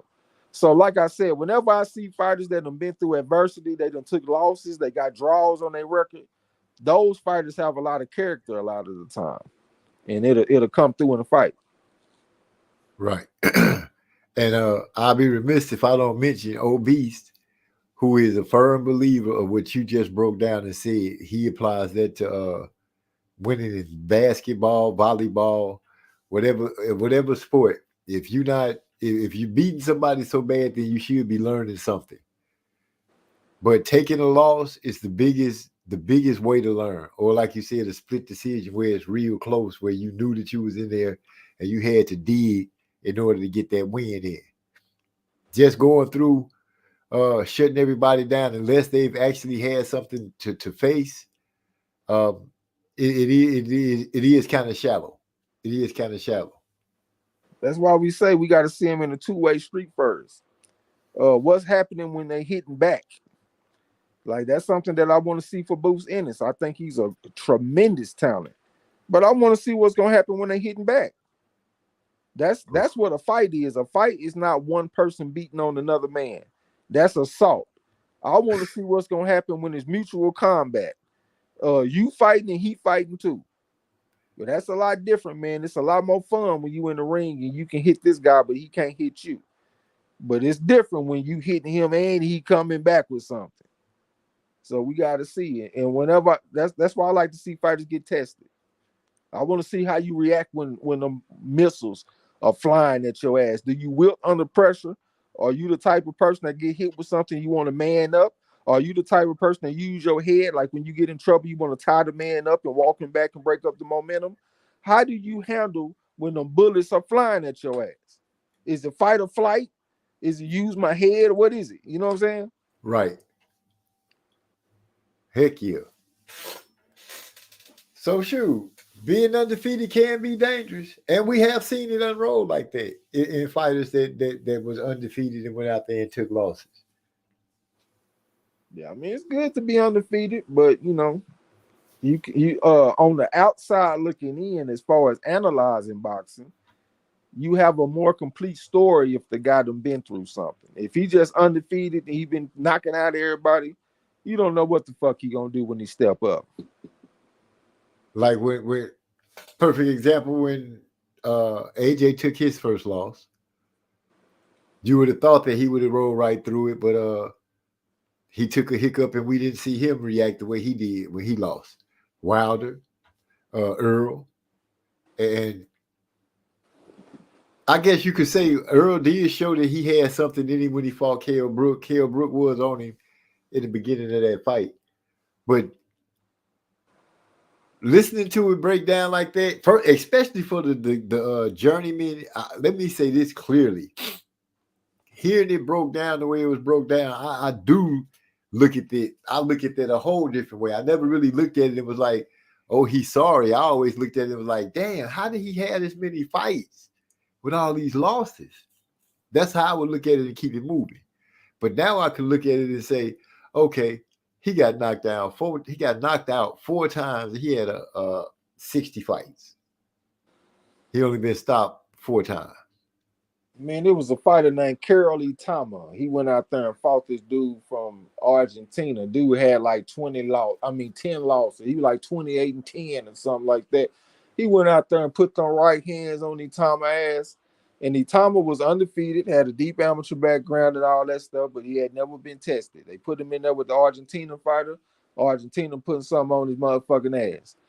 We could think about Kurbanov, the one that was supposed to fight Israel Madrimov this coming up weekend. They put him off in there with Michael Soro from France, a tough motherfucker. And Soro really whooped Kurbanov. But they robbed him and gave it to Kurbanov because they fought in Dagestan. But he got tested and went out there and got whooped. We could think about Dennis the Menace McCann. He went out there and was undefeated. He fought against this dude named Ayernut Baluta. I can't remember what country he come from, but he extremely tough. He gave this man his first test. He came in there with that undefeated shit and really got pieced up, but they ruled it a draw. But it really shouldn't have been no draw. It should have been a victory for Baluta. I also got another fight, the Evgeny Tishenko, when he fought against I can't think of this guy's name. He like a African type of fighter, but he tested Tishenko. He wasn't undefeated, but he had never been in the ring with a guy like this. And that dude brought the fight to him, even though he got robbed. So we got plenty of examples of guys coming in, shining, looking good, and they put them in there with a tough test. Hell, we had one, I think last weekend with that Najee Lopez from Georgia. That motherfucker was 9-0, 8 knockouts, something like that, 150 amateur fights, all this shit. I can't even remember who he fought, but they put him off in there with somebody that was tough, and that motherfucker was fighting back in that bitch. and I give him credit because he gave his opponent some props after the fight. He was like, that guy was tough, you know what I'm saying? The scorecards was crazy. One scorecard had it like, I want to say 90, 99, 91 or something like that. Crazy scorecards, you know what I'm saying? But he got a test that day. And his stock really kind of dropped because it seemed like a guy that he shouldn't be struggling with like that. But nigga, it is what it is. This dude battle tested, nigga. You fresh on the scene. You ain't got but 9 fights. This dude already been through the some shit, and he came and brought some shit. You know what I'm saying? Right. Yeah. Underestimate and get out there and get beat up. Eric also, I got to see Mel Charlo after the Alvarez fight. He want to see if Jamel gonna come in there and still be aggressive at 154. I'm guessing that's what he's saying, and be the same hard-nosed fighter that he was. Like I said, with that fight, with him taking that loss, it was more, to me, he took a victory lap because he was like, he didn't get knocked out. And because of that, I feel like his ego didn't really take a hit because he looking at it like, he didn't knock me out like he knocked out everybody else. He ain't do me like that. He ain't get me there like that. So, you got to look at his personality and the way he acts. And I'm guessing, to me, that's the way he'll react. And that's exactly how he'll come with it. So I think he's going to still be the same fighter. He's going to still be aggressive and try to fight. Yeah. H Money that fell into the house. He's screaming boost, boost, boost, boost, boost, bud ducking boots. And then R fills in and says, fellas, which loss is more devastating to the fighter, in your opinion? Maidana versus Broner or Spence versus Crawford? I'm going to go first, if you don't mind. I think we haven't seen enough of Spence to know how devastating it was for him. With Broner and Maidana, you could say, you could see a little more of it from Broner, but Broner still fought his heart out just like Spence did. Broner just got surprised. I think he got surprised. He was like, "Shit, Maidana hit hard." Broner was a 5-1 favorite in that fight. Earl was the underdog against Crawford, so I think that's a little bit different. You know what I'm saying? I think it was more eye catching when Broner lost, in my opinion, because didn't nobody really think Broner was gonna lose to this guy. I think a lot of knowledgeable boxing fans knew that it was a great chance that Earl Spence would lose to Crawford. You know what I'm saying? So I'm gonna go with Broner. I think that's where I went. So yeah, because I haven't seen, if you go by the way Trey just broke it down, a lot of people did think that Crawford was going to beat him. But the devastation of it all, as far as to the fighter, I think, I haven't seen enough of Earl to even make that kind of analogy. So, shoot, I don't know. H-Bunny and Hyphy going at it with each other. Thank you very much. He says, salute, great channel. Hyphy, facts about Abdullah. What that smoke with Kid, want that smoke with Kid Austin. Okay, they got to go a good conversation going on with each other. Schofield needs to stop capping about Abdullah. His pop said they already beat Abdullah Mason in the amateurs. I haven't seen it for myself or nothing like that, but his dad did say that. He was like, man, we ain't worried about Abdullah Mason. We already beat him. I think I saw a clip where he was talking about that. His pops. I mean, Mason only got 75 amateur fights. He was 65-10. I know Schofield got well over 100. So he definitely got a little bit more experience. I know Abdullah Mason got up to like a 3.5. That's where I got Schofield at about a 3.5. So I would not be surprised if they cross paths with each other. That's one thing about the amateur boxing scene. Like y'all all come up to with each other. Y'all done fought against each other. Y'all done seen each other. You know what I'm saying? So it don't be no mystery who these motherfuckers are. They've been seeing each other for years. Schofield been seeing Abdullah Mason for years. I guarantee that. They're around the same age. They came up together. So the ducking thing wouldn't be that much of a stunt. But him saying that we'd already handled his business, why we even entertaining the thought again? I guess because we pros. And we might as well go ahead and get it while we get it. But that's just me. I would love to see the fight, though, man. That's a great young fight. Two up-and-coming young fighters. Strong. Southpaw versus Orthodox. I would like to see that fight. Huh. Andy Cruz, number one. Hyphy, Andy. I'm just going down to see if any of them. Benavidez is ducking Morrell. Yeah, that's the fight that I want, man. I want Morrell versus Benavidez down there more than anything, man. Over all fights coming up, yeah, that would be the one that I think would raise hell in the ring. Man, that's just World War III. That's just straight nuclear detonation. You know what I'm saying? Two emergency fighters fighting against each other, man. It don't get no better than that when it comes to just pure action. I ain't talking about skill. I ain't talking about the sweet science. I'm talking about just straight brutal action. It don't get no better. Man, and if they live up to how they talk and what they say, Benavidez talk about he want to beat the person up. He want them to know that when they in a fight with him that they got the fuck beat up. And Morrell bringing that same kind of energy. And like you said, both emergency fighters, they bringing that fire straight out the gate. They let their hands go. Benavidez got good hand speed, coming forward up under that high guard. And Morrell beating him like two bulls. The people will be split down the middle. I was talking to my mom about that fight. She got Benavidez all day. And y'all know me, I ride with my scale. I got Morrell. So me and her bumping, going back and forth about the fight. It's a type of fight that both fighters' families will be worried about them. If you Morrell and he going against Benavidez and you know what Benavidez can do, you kind of worried about Morrell. And if you see Benavidez fight Morrell and you know what Morrell can do, you kind of worried about him too. Like, you don't see no type of matchups that often, man. I would love that shit. I'd pay money for it. Man, yeah, that's pay-per-view worthy, I believe. For me, it is. I ain't saying for everybody because I know Morrell don't have the accomplishments. But for what I want out of a fight, I would pay for it. Well, for people that know him, we know they gonna bring the smoke on both ends. We know they gonna bring the smoke on both ends. But people like the cherries on top, though. They not fighting for a major belt or nothing like that. You know what I'm saying? Because Canelo got all the belts.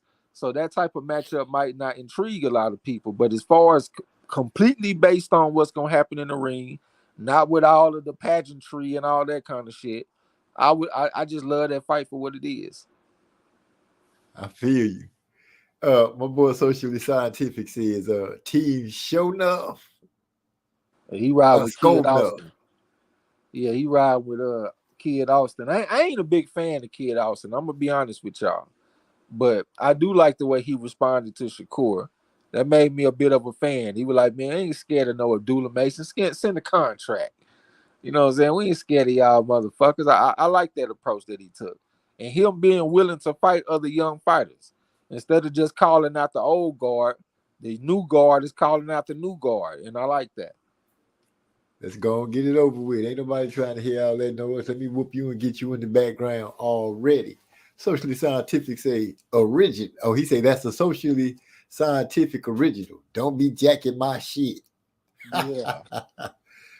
He say, was that last good prospect versus prospect? What was last good prospect versus prospect fight? That's from Rod X. What was the last good prospect versus prospect fight?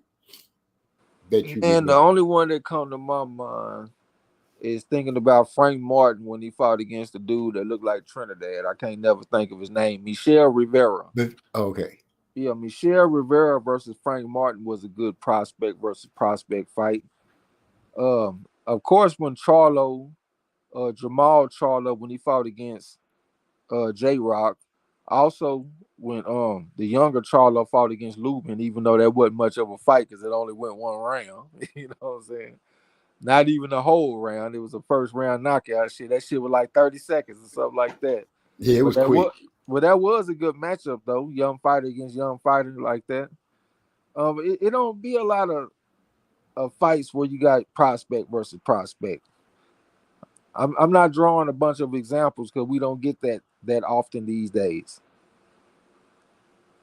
Yeah, and shoot, mentioning that J-Rock fight with Charlo, that started off.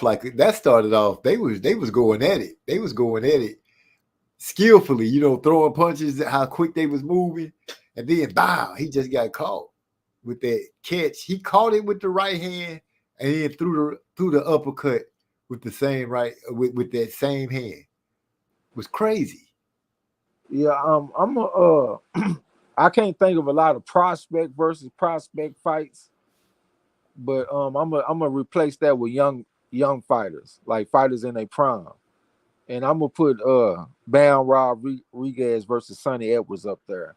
They were both undefeated young guys in their primes. They were fighting for something. I know they were champions already, but they were still young in their prime, and that fight did not disappoint. They lived up to the hype.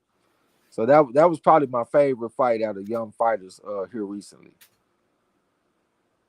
Man, that was a good one. That was a good one. Bam put hands on that boy. Put collectively hands. He said, Eric also said, do y'all think Boots should move up to 154 instead of waiting? Well, he holding him. What is he waiting for? First, that's my first part of the question. What is he waiting for? And is he chasing somebody at 154? Because if he's chasing Bud, I don't really think he have to chase him to 154 to get that fight. Like I said, we don't even know where Bud fighting at. But as far as Boots moving up to 154, he hasn't conquered 147 yet. If that's what he's really trying to do. This is already his second weight class. He actually started out at 140. Him and Virgil Ortiz were both at 140. So this is their second weight class. So it would be a little bit of a tragedy, in my opinion, for him to have to already go to 154 because he can't get the fights that he wanted at 147. I think he should try to accomplish what he wants to accomplish at 147. That's my opinion before going to 154. Yeah, that's what I would do. I would hope that he try to conquer 147. That's where he at. No need to chase. No need to chase after names that's really not even entertaining you right now. I think that would be a waste of time. But at the same time, if he's able to really fight with them dudes at 154, they're not too big. For self-preservation, I wouldn't. It's not a bad idea for him to go there. Instead of killing yourself and to lose all this weight and shit, if you're able to go to a more comfortable weight class and still perform, and I done seen some evidence that he can. Like he got a common opponent with 132 and 14 Olympian Charles Conwell. They got a common opponent called Juan Carlos Abreu. And Abreu, he went the distance against Conwell, but he got stopped in 6th round against Boots Ennis. And Conwell fight at 154 and Ennis fight at 147. I thought that was very interesting. That he got a common opponent with a 154 Olympian that literally killed a man. And he was able to stop the opponent, but Conwell couldn't. Boots Ennis is just different. The way he throw them combinations, bow, bow, bow, then come right back with something. Bow, bow, bow, bow, then come right back with something. Bow, bow, then come right back with something. Like, the way he fight is a fucking nightmare. Like, if you ain't in shape and you get in there with Boots Ennis, that's the worst day of your life. Like, it don't get no worse than that, nigga. You out of shape, and you get in there with this man that's gonna come right back with something, and come right back with something, come right back with something, come right back with something. Nigga, you about to have a long day. You know what I'm saying? So if he able to go to 154 and actually compete with them dudes and be comfortable, I wouldn't mind seeing it. Because that's going to increase his longevity and make him an overall healthy fighter. Because he ain't killing himself making weight every single time. I would like to see a movement in boxing where they make these motherfuckers fight closer to they walk around weight instead of cutting all this weight and shit, because the shit's not healthy overall for the sport. Make the motherfuckers compete closer to their walk around weight, and that'll be better for everybody. That would be a dream. A dream. The only That reason would they be. do what they do, they got that shit from wrestling. The wrestlers was cutting weight and shit, and the boxers adopted that.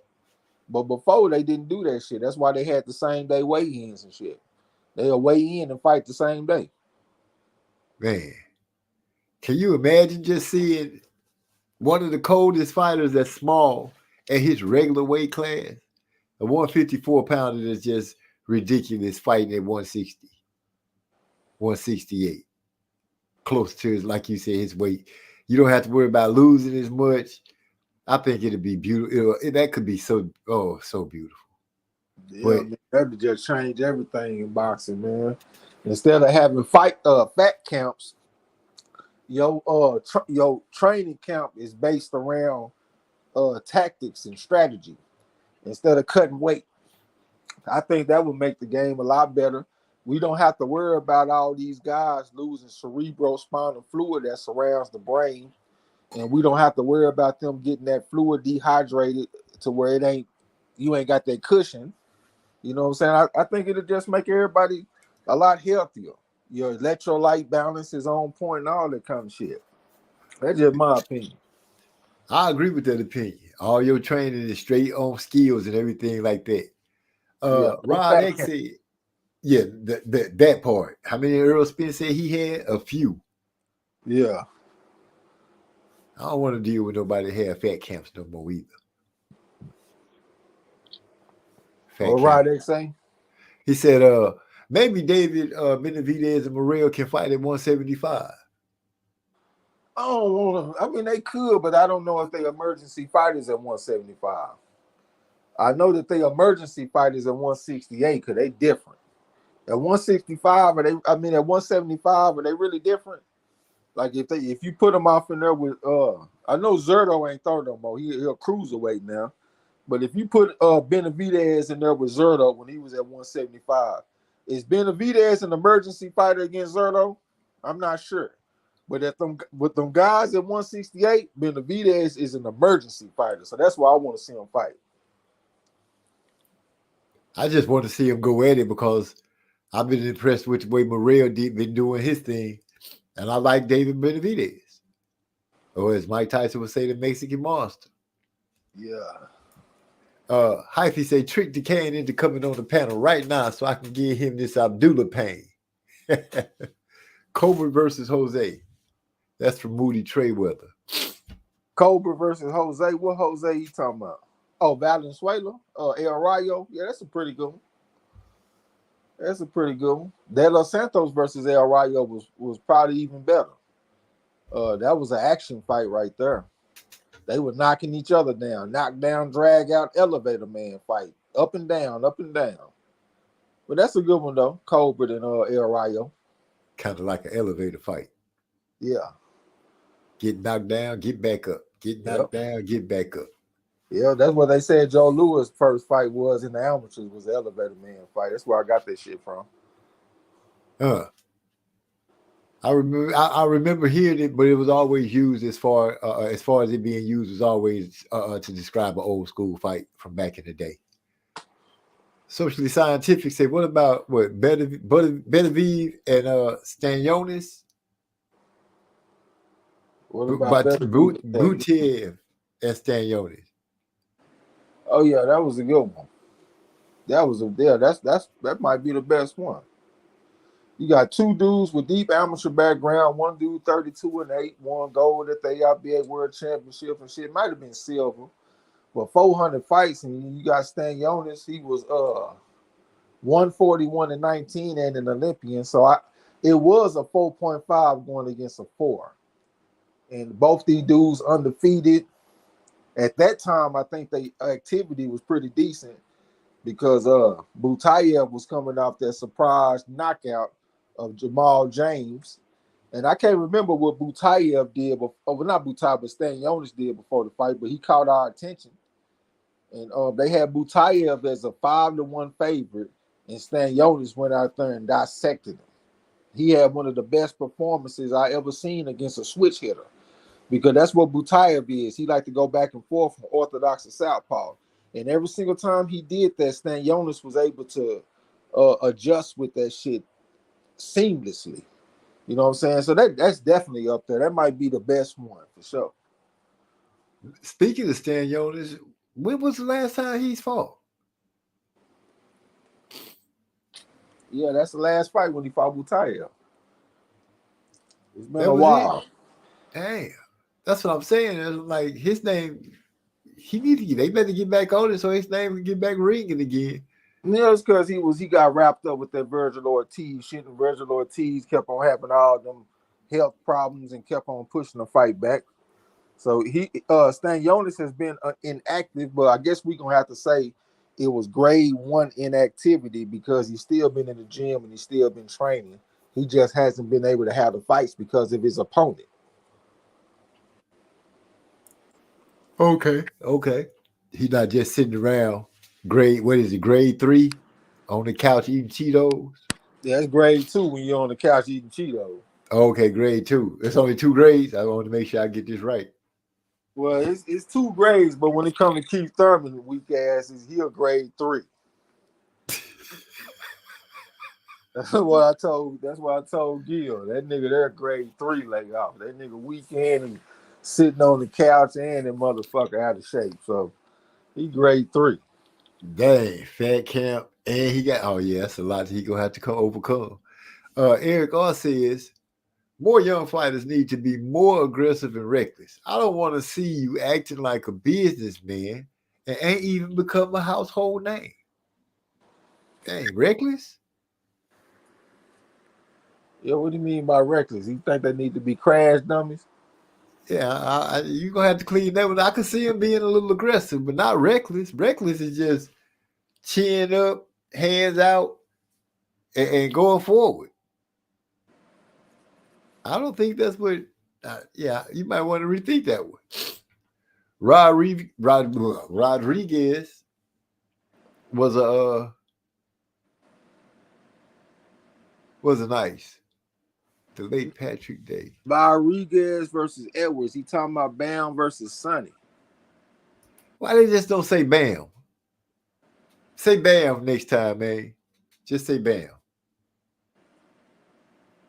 So I say the late Patrick Day. That's who got his life cut short when he fought against Conwell.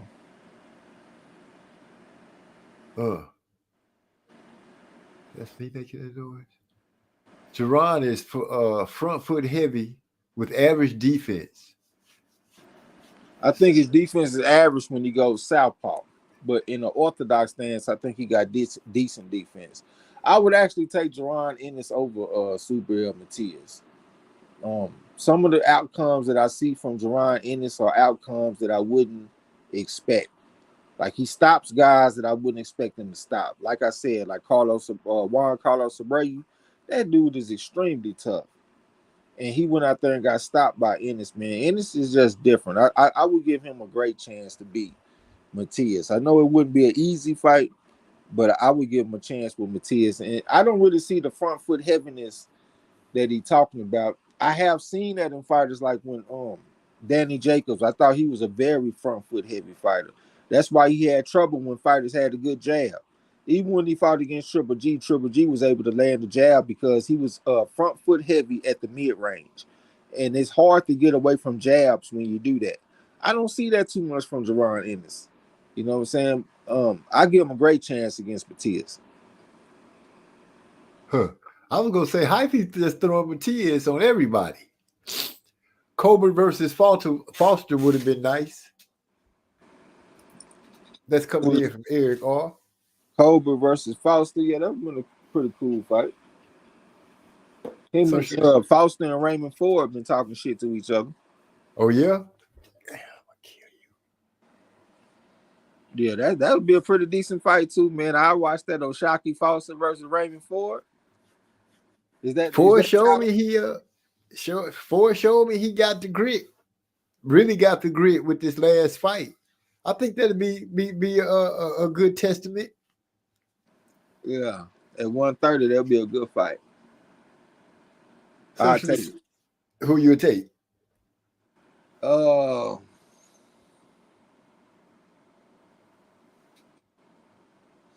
think I might take O'Shaquie Foster because I think I see more consistency from him. Raymond Ford has a lot of lows in his fights, and I think that's why I see him having problems with guys like Edward Vasquez and stuff like that.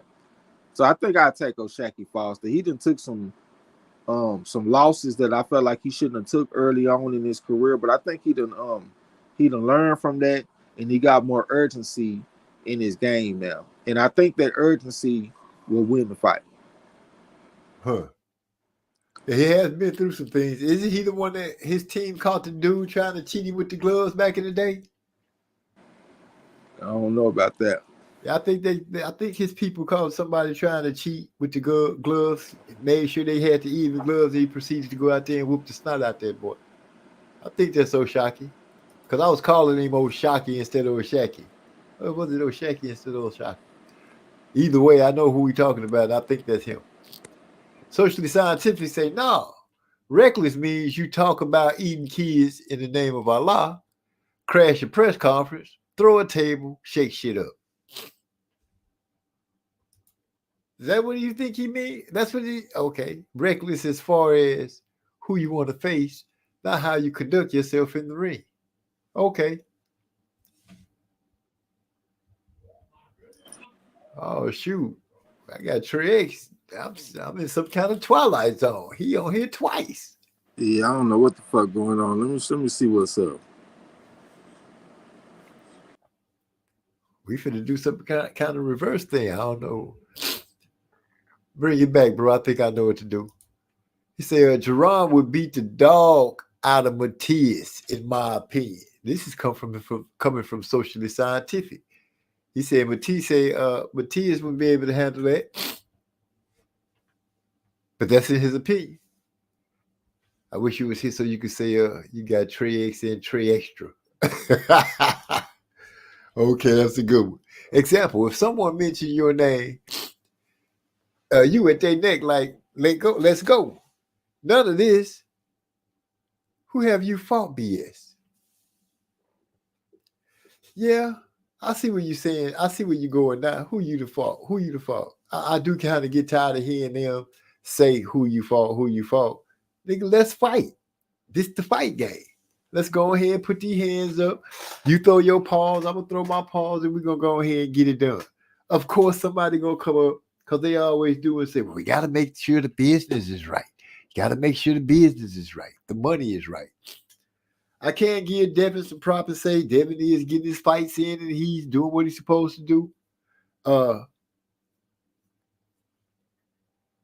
rest of these fighters, that's not. What can you say? Some of them can't get fights. Like Boots, he seemed to be having some problems getting fights, or people wanting to face him. That's one thing.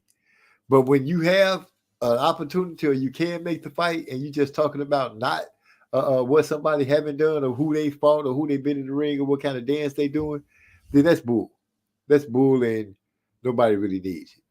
So with that being said, I feel you. I feel where you're going with that, Eric, or my brother. Say, let me see. Yeah, MZ. Caught a guy with illegal reps and a few fights back. I thought that was the O'Shaquie Foster fight. It was, I don't think it really gained a lot of notoriety at the time because it was a lot of glove gate stuff going on back then at the same time that was happening. And people was using it and using the other cases they was finding to bounce off for the fact with the Deontay Wilder thing and a couple other fighters that had spoke about it. But O'Shaquie Foster's people did catch the old boy with some bad raps, and then he proceeded to whoop old boy's ass. So, yeah, I'm glad I got that one right. Appreciate you, Eric R. I don't know if you went on and Googled it up for me, but you got it for me. I appreciate it all the way. My nose got stopped up. I'm sitting right up under the AC, so if I sound a little funny, that's why. I'm more socially scientific. Always funny as usual. Should have had you on here so you could put that Mike Tyson voice in there for us when we was cooking the first time. That man came in here and let us know so we would just keep going. Then we got kicked off of YouTube for showing a little bit of a fight. My brother Trey Yates back in the building. All right, I hope it's straight now. Oh, yeah, you sound good and everything. It's only one of you. I bet. That motherfucker that came crazy. Yeah, he said you got Trey X and Trey Extra. Yeah. Him and Eric R is one of the funniest, quick-witted cats that have jokes. Seem like they just ready to go. Yeah. All the time. Yeah, I respect right brain people. Got that quick-witted creativity and shit. Yeah. They beautiful to have around. My son put a computer together the other day. Yeah, you told us about it. That bitch quiet. I mean, super quiet. But back to the boxing. Eric R says 135 Devin was cool. 140 Devin, I'm not a fan of. I'm not a fan of yet. I don't like how he puts the earmuffs on when Matias started barking. The earmuffs. Like he don't hear himself being challenged. Yeah. He putting together a little bit of a resume, though. He can beat Pro Gray. Might go out there and beat Ryan. He's starting to put together a little something. Got Lomachenko. But he talking about 140. Oh, okay. Yeah, but the fighters do collectively seem to not be quick to want to jump in the ring with Matias. Like, it is what it is, you know what I'm saying? Yeah, if it's a problem, maybe everybody looking at it like I'm not really just ready to face that problem right out the gate right now. Let's let this cat marinate a little bit. Let's see what happens. It could be that collectively too. Am I wrong? You got another fighter from the UK named Dalton Smith. They got a fight coming up against what's the name of the dude that lost against Ramirez and he lost against Pro Gray? He lost against, I think it might have been a draw with Ramirez or something like that. Jose Zepeda. Dalton Smith versus Jose Zepeda coming up. I want to see how Dalton Smith gonna handle this step up. He might end up being a player at the Division 2 because he got some skills. He done won some money for us and shit when we bet on him. He one of the only fighters we done took by knockout when it come to bets, and he went out there and won. Come out listening to that Fuck, what's the name of that white people group? They got a song called Yellow. Yellow? Yeah. It's one of them white people groups. If you don't listen to white people music, you probably ain't gonna know who I'm talking about. Yeah, I listen to some white people music a little bit. Yeah, I was gonna say I listened to some a little bit, but not them. I ain't heard of a song called Yellow. They name Coldplay. I fuck with Coldplay. I listen to that shit a little bit. Coldplay. They might have something that I've listened to. I'm gonna have to go into it. Even Social Science said he got Coldplay. He know the song. Yeah, that Coldplay, man. I fuck with that shit. He came out with that Yellow, went out there and put them heads on that boy.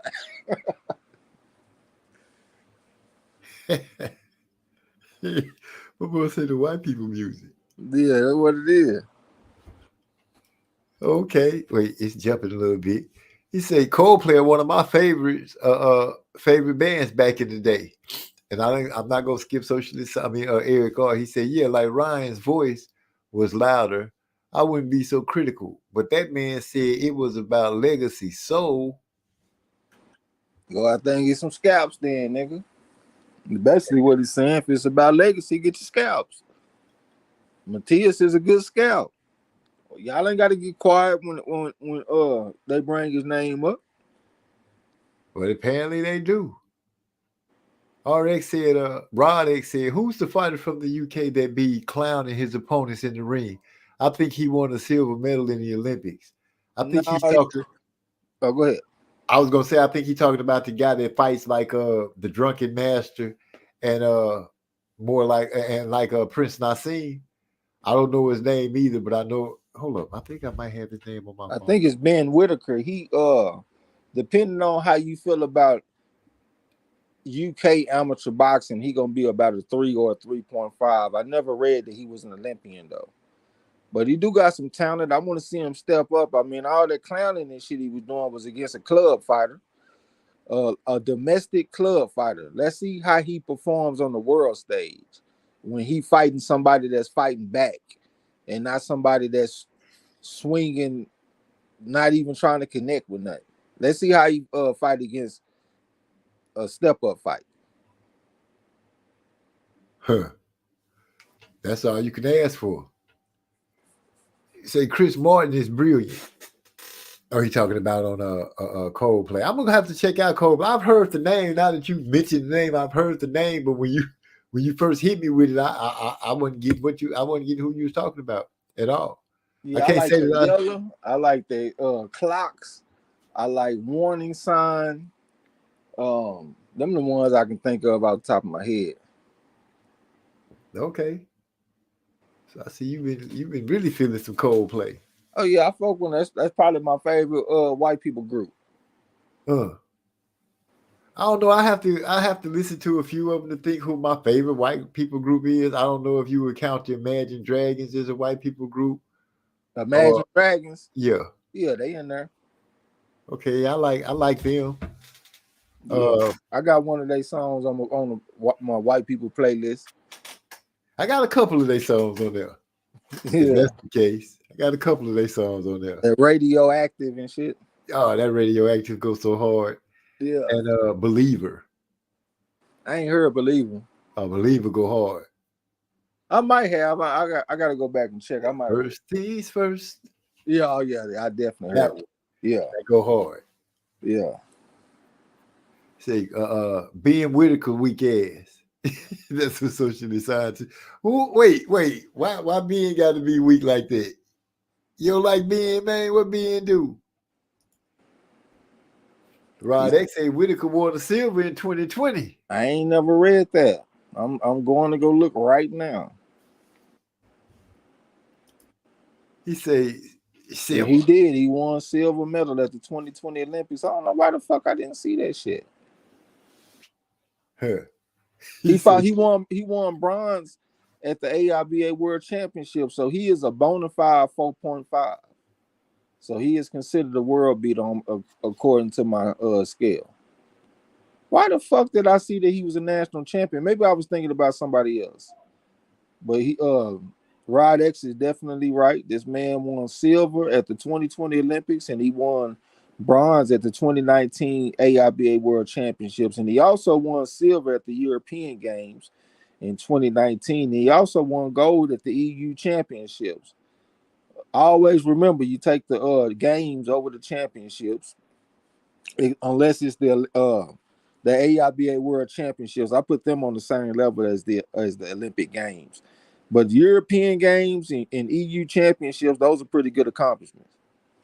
There you go. Socialist scientist says, Silver, my point. Then he said, this nigga cracking me up calling in white people group. Laughing my ass off.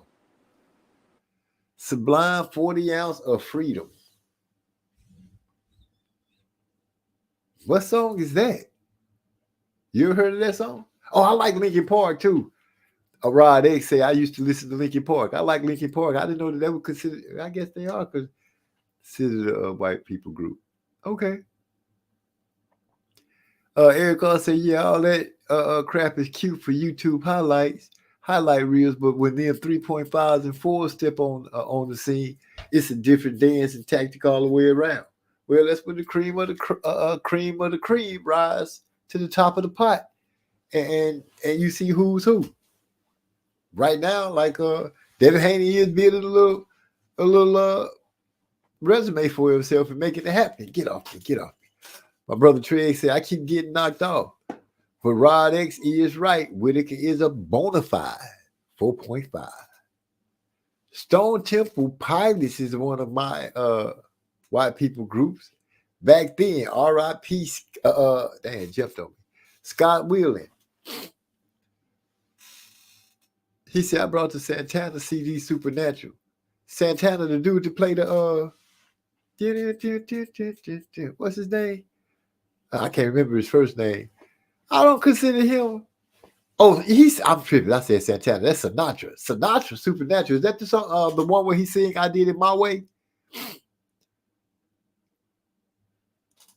Stop protecting Devin and expose him regarding that sparring footage. Carlos Santana. Okay. Carlos Santana is a white people group. I thought Carlos was like more Hispanic. Guitar player. I'm not protecting Devin. I don't think nobody's protecting him. But with the sparring footage, you could dig into it a little bit. Vintage Metallica. Metallica went hard. Metallica went real hard. Yeah, he's Hispanic. Yes, I thought so. He can't be the white people Jew. It's almost that boy Trey said it's almost that curfew time. OG. Don't let that street light come on. I used to like Creed. I didn't really follow Creed that much, but I did like Metallica. And what's the group that sing Black Hole Sun? Black Hole Sun, won't you come? Won't you come? I can't remember the name of them, but I used to I used to listen to them a lot. Curfew. Really? Let me jump back on hyphy, but I feel your name. I can't. What was the name of the group that sing Black Hole Sun? Y'all help me out, man. Since we going through the old white people groups, because I know that song Black Hole Sun is a Black Hole Sun is a what is the name of that group? Decane, I'm looking for you to know, man, because you usually know when we start talking about group names. You usually can pull it on out. As far as hyphy, as you saying, stop protecting. Soundgarden. Is it Soundgarden? Yeah, you're probably right. It is Soundgarden. I don't know why I'm doubting you. I always can turn to you and get the name. Soundgarden, that's probably right. But I loved that song when it came out. I don't know, it just spoke to me for whatever reason. I like that remakes Turn the Page. Oh, he talking to Eric R. Hyphy. Not protecting Devin. Did kind of touch on it a little bit. But like we saw, Devin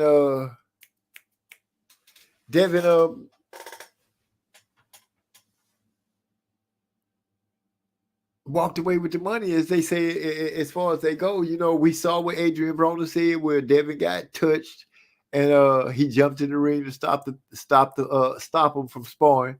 We did see him do that, but nobody has disputed the fact that when Bill Haney said that they walked away and they won the bet, nobody has disputed that.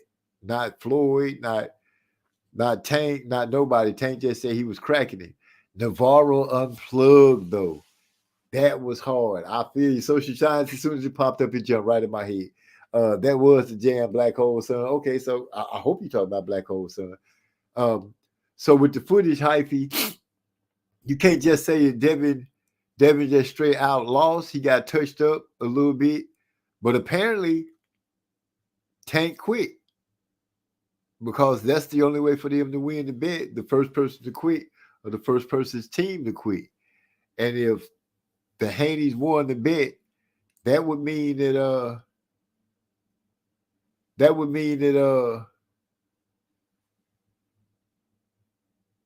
Hanson got MZ into music that what? That would mean that at some point Devin might have started getting the best of Tank. We just need to see the whole thing before we can make a critical of him on it. That's all I can say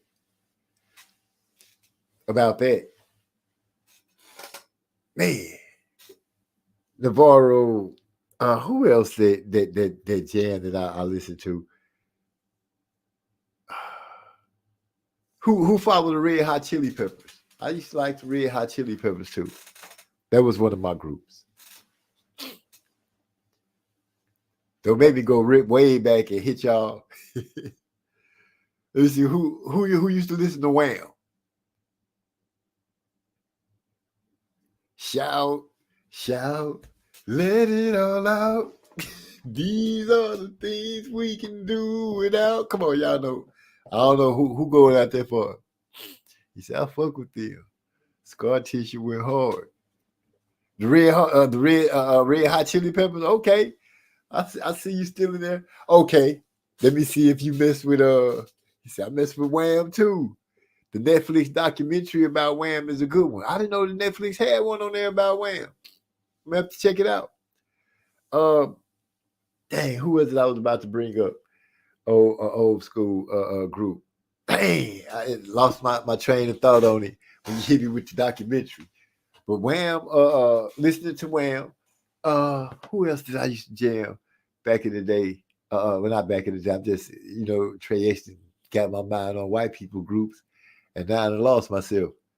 He said, I like the Red Rod X. Okay, he said he liked the Red Hot Chili Peppers too. Beck. Did you like Beck?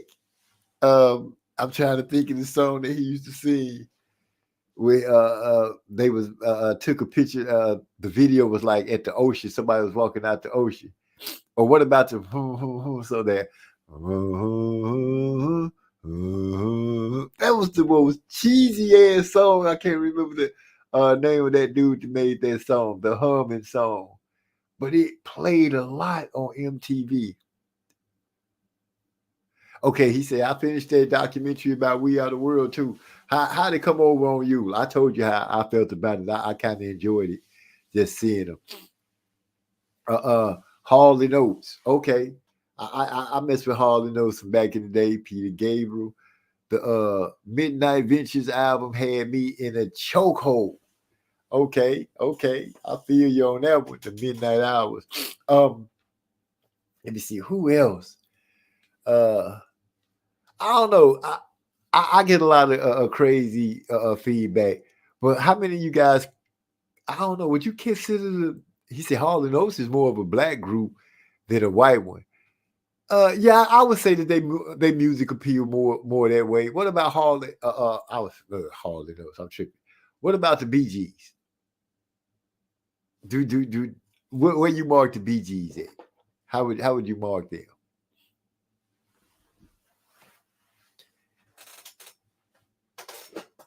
Coincidentally, the best artist in the world right now is a Caucasian, Taylor Swift. Coincidentally, I would think in order for the best artists to be recognized, they would have to be like crossing over all the boundaries. Everybody would have to be listening to them. I'm really not a Taylor Swift fan, and I can't say it's because I don't know who she is because I do know who she is. I'm just like, what songs do she have that's ringing out just like that? I don't know. Eric Arden took us to disco. I can't say that. I can't say until I start hearing the music and then getting the memory of it. I can't just rattle off disco artists right to you. Freak out. Freak out. I guess you would consider that disco. I don't know. Rod X say the Bee Gees basically did black music. Yeah, pretty much. Socially Scientific say Bee Gees got some jams, but I can't stand Barry's voice. Hey man, you don't want to give nobody. You shot down what's his name from Imagine Dragons. I think that's who you were shooting at. I got another partner that said they don't like the Imagine Dragons. I'm like, why you don't like the Dragons, man? That dude that jamming to me. But that's me. Oh, he said the Bee Gees was disco. Okay, I feel you. Shoot. I'm trying to think of another era. He said, can't deny how deep is your love. Your love. Yeah, man. Yeah, man. That used to be one of the songs that used to come on. Oh, Hyphy came into the building quietly, like, what's up, Hyphy? That used to be one of the what's the word I'm looking at? Can't deny. How Deep Is Your Love used to be one of the songs when I stayed in Gary, Indiana. Right around 9 o'clock is before the Quiet Storm come on.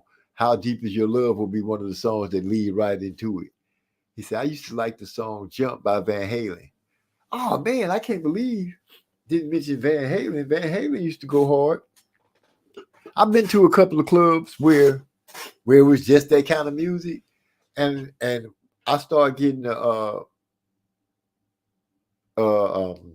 respect for it and listening to it because in order to be in a rock band, you have to really be a musician, because those guys, the guitarists and everything like that, they playing. When you really listen to the rhythm of it and let yourself be carried away, you hear the drums and stuff played by the guitarists and the bass and all that, and that's what really made me start feeling them. He said Barry seemed like he sing on a babe. On a who? I don't know what that is. Eric, or you kind of lost me on that one. Well, I got to be at work in a couple of hours. I know Guns N' Roses. That boy RX would pull out Guns N' Roses, Axl Rose, and Slash. Slash was one of my favorite guitarists. Man. What's the white guy's name? That I don't want to miss a thing. Open your eyes. What's his name? That's one of the most beautiful songs that he wrote to his daughter. I don't want to miss a thing. Not jumping off of Guns N' Roses, but I'm trying to remember the slim white guy name with the jawbone and the lips. That's what he was super famous for. Can't remember. Hyphy, what's going on, man? Talk to me. Stop hating on Taylor Swift. How you talking about she on crossover and nigga she sell more tickets to her shows and she do more better gigs than anybody? What is he talking about?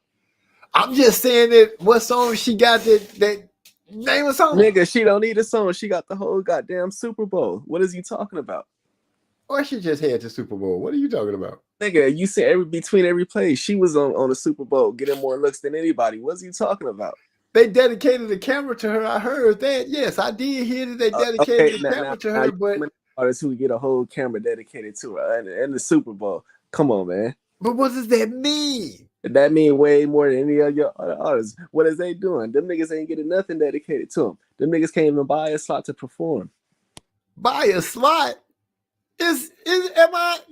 Are we not understanding on the Super Bowl entertainments under the rule of so-called black company with Jay-Z and all that character? Don't they got the Super Bowl locked up for a couple of years? Apparently not. If they wasn't the ones being put on the camera. What is he talking about? The artists, the people that's getting picked, isn't that coming from them? That's how 50 Cent and them got on there. I'm considering that's how Usher even ended up on there having the whole thing. But where are we going with this? I just asked what's a song from Taylor. What you mean? She got the whole goddamn Super Bowl. You gonna remember that Super Bowl more than any other song. That's I my remember the Super Bowl because of that dude out there in the Kansas City Chiefs and the team they played put on a good game, and it really got interesting after halftime. I was kind of getting on my nerve that they kept putting Taylor Swift up there. I thought that they were showing her because her boyfriend played. That's what I thought. I didn't think of it because she just got music just spreading all over the world and stuff. I don't know. I don't know what you're saying. nigga. How you think she got up there because of her music? Hey, look, you see what you just said though? Oh, her boyfriend played, or that dude from Kansas City. You see, you don't know them niggas' names, but you know Taylor Swift name. I don't know. I wouldn't know who she was from the next milky skinned lady that was famous her age. I don't look for Taylor Swift. I just want to know what song. What song? So I know I'm like, if they make music, I'm not tripping. I don't. Did you just hear us rattling off all the groups, white people groups that we consider pleasurable to listen to? I know you would. And ain't none of them groups you could combine. They ticket sales ain't none of them groups broke the type of records Taylor Swift then broke. Those groups have helped people make babies. How many babies Taylor Swift made? Up in Help me. She barely a baby herself.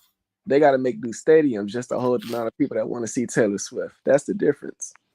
Are these people love making grown folks? It's like, oh yeah, you know, who the hell is Taylor Swift? I'm not hating on Taylor Swift because I don't want a bunch of Taylor Swiftians or whatever they call them. Because I know all these people as famous as sing got all kind of people. They got the Beehive and the Barbie dolls. What's Taylor Swift people name?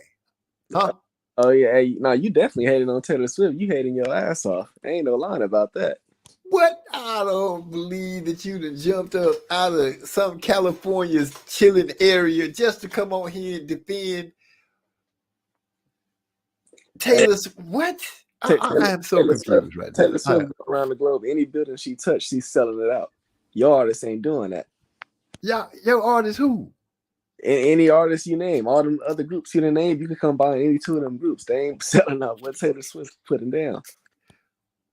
Taylor Swift is right now in her era, I guess. I don't know nothing about Taylor Swift, except she made a couple of songs about her boyfriend or whatever from back in the day when everybody was talking about, oh, she's growing up. But she ain't on my radar as far as music go. She was on TV though. She who? Yeah, you can say she ain't on your radar, but she was on your big screen TV. What big screen TV? Yeah, who? Old TV. Yeah, Taylor Swift. Talk about it. But if because they put her on the screen, it was the only reason she was on the screen. Once again, I wasn't looking for Taylor Swift. I was in here chilling, talking Guns N' Roses, Axl Rose, talking about all the old school jams that made us feel good. Van Halen and How Deep Is Your Love, the Bee Gees, Hall and Oates, all that kind of stuff. Taylor Swift don't fit nowhere in any of that. Hey, keep that's right. Then keep running from Taylor Swift. If we was talking up to date music, it would be that. But we was talking old school. Oh, Rod X put it in there for me. He said they call them Swifties. I did not know that. I didn't realize that Taylor Swift's supposed to be this be all that. I ain't checking for Taylor Swift. That's all I'm saying. That's all I'm saying. He said that shit was too funny. Exactly in my socially scientific voice. Them niggas showed up an hour and a half hour late to MZ's party. I feel you. It's been a good night. I got to be at work in 6 hours. So I'm going to go ahead and say I'm going to holler at y'all. I appreciate y'all coming back after I screwed up the first show by playing ESPN's fight in the background. Who knew that they was going to just cut it out like that? Joseph Brown, what's going on, bro? You slide in right when I'm sliding out. But it is what it is. I was about to say, I appreciate you guys coming back to roll with me on the second attempt of the show, because the first show got cut off and banned by well, at least it got cut off by YouTube. So if you was here in the first part of the show, you got a chance to get all that, because I don't think it's gonna ever come back. With that being said, we'll go take my nose inhaler. And I'm gonna go to sleep and get to the job. I want a Swifty time name change on the Discord. Yeah, you're right. He should be saying he a Swifty now. He came in here and started bringing up Taylor Swift like that. How dare he? I'm going to holler at you gentlemen later.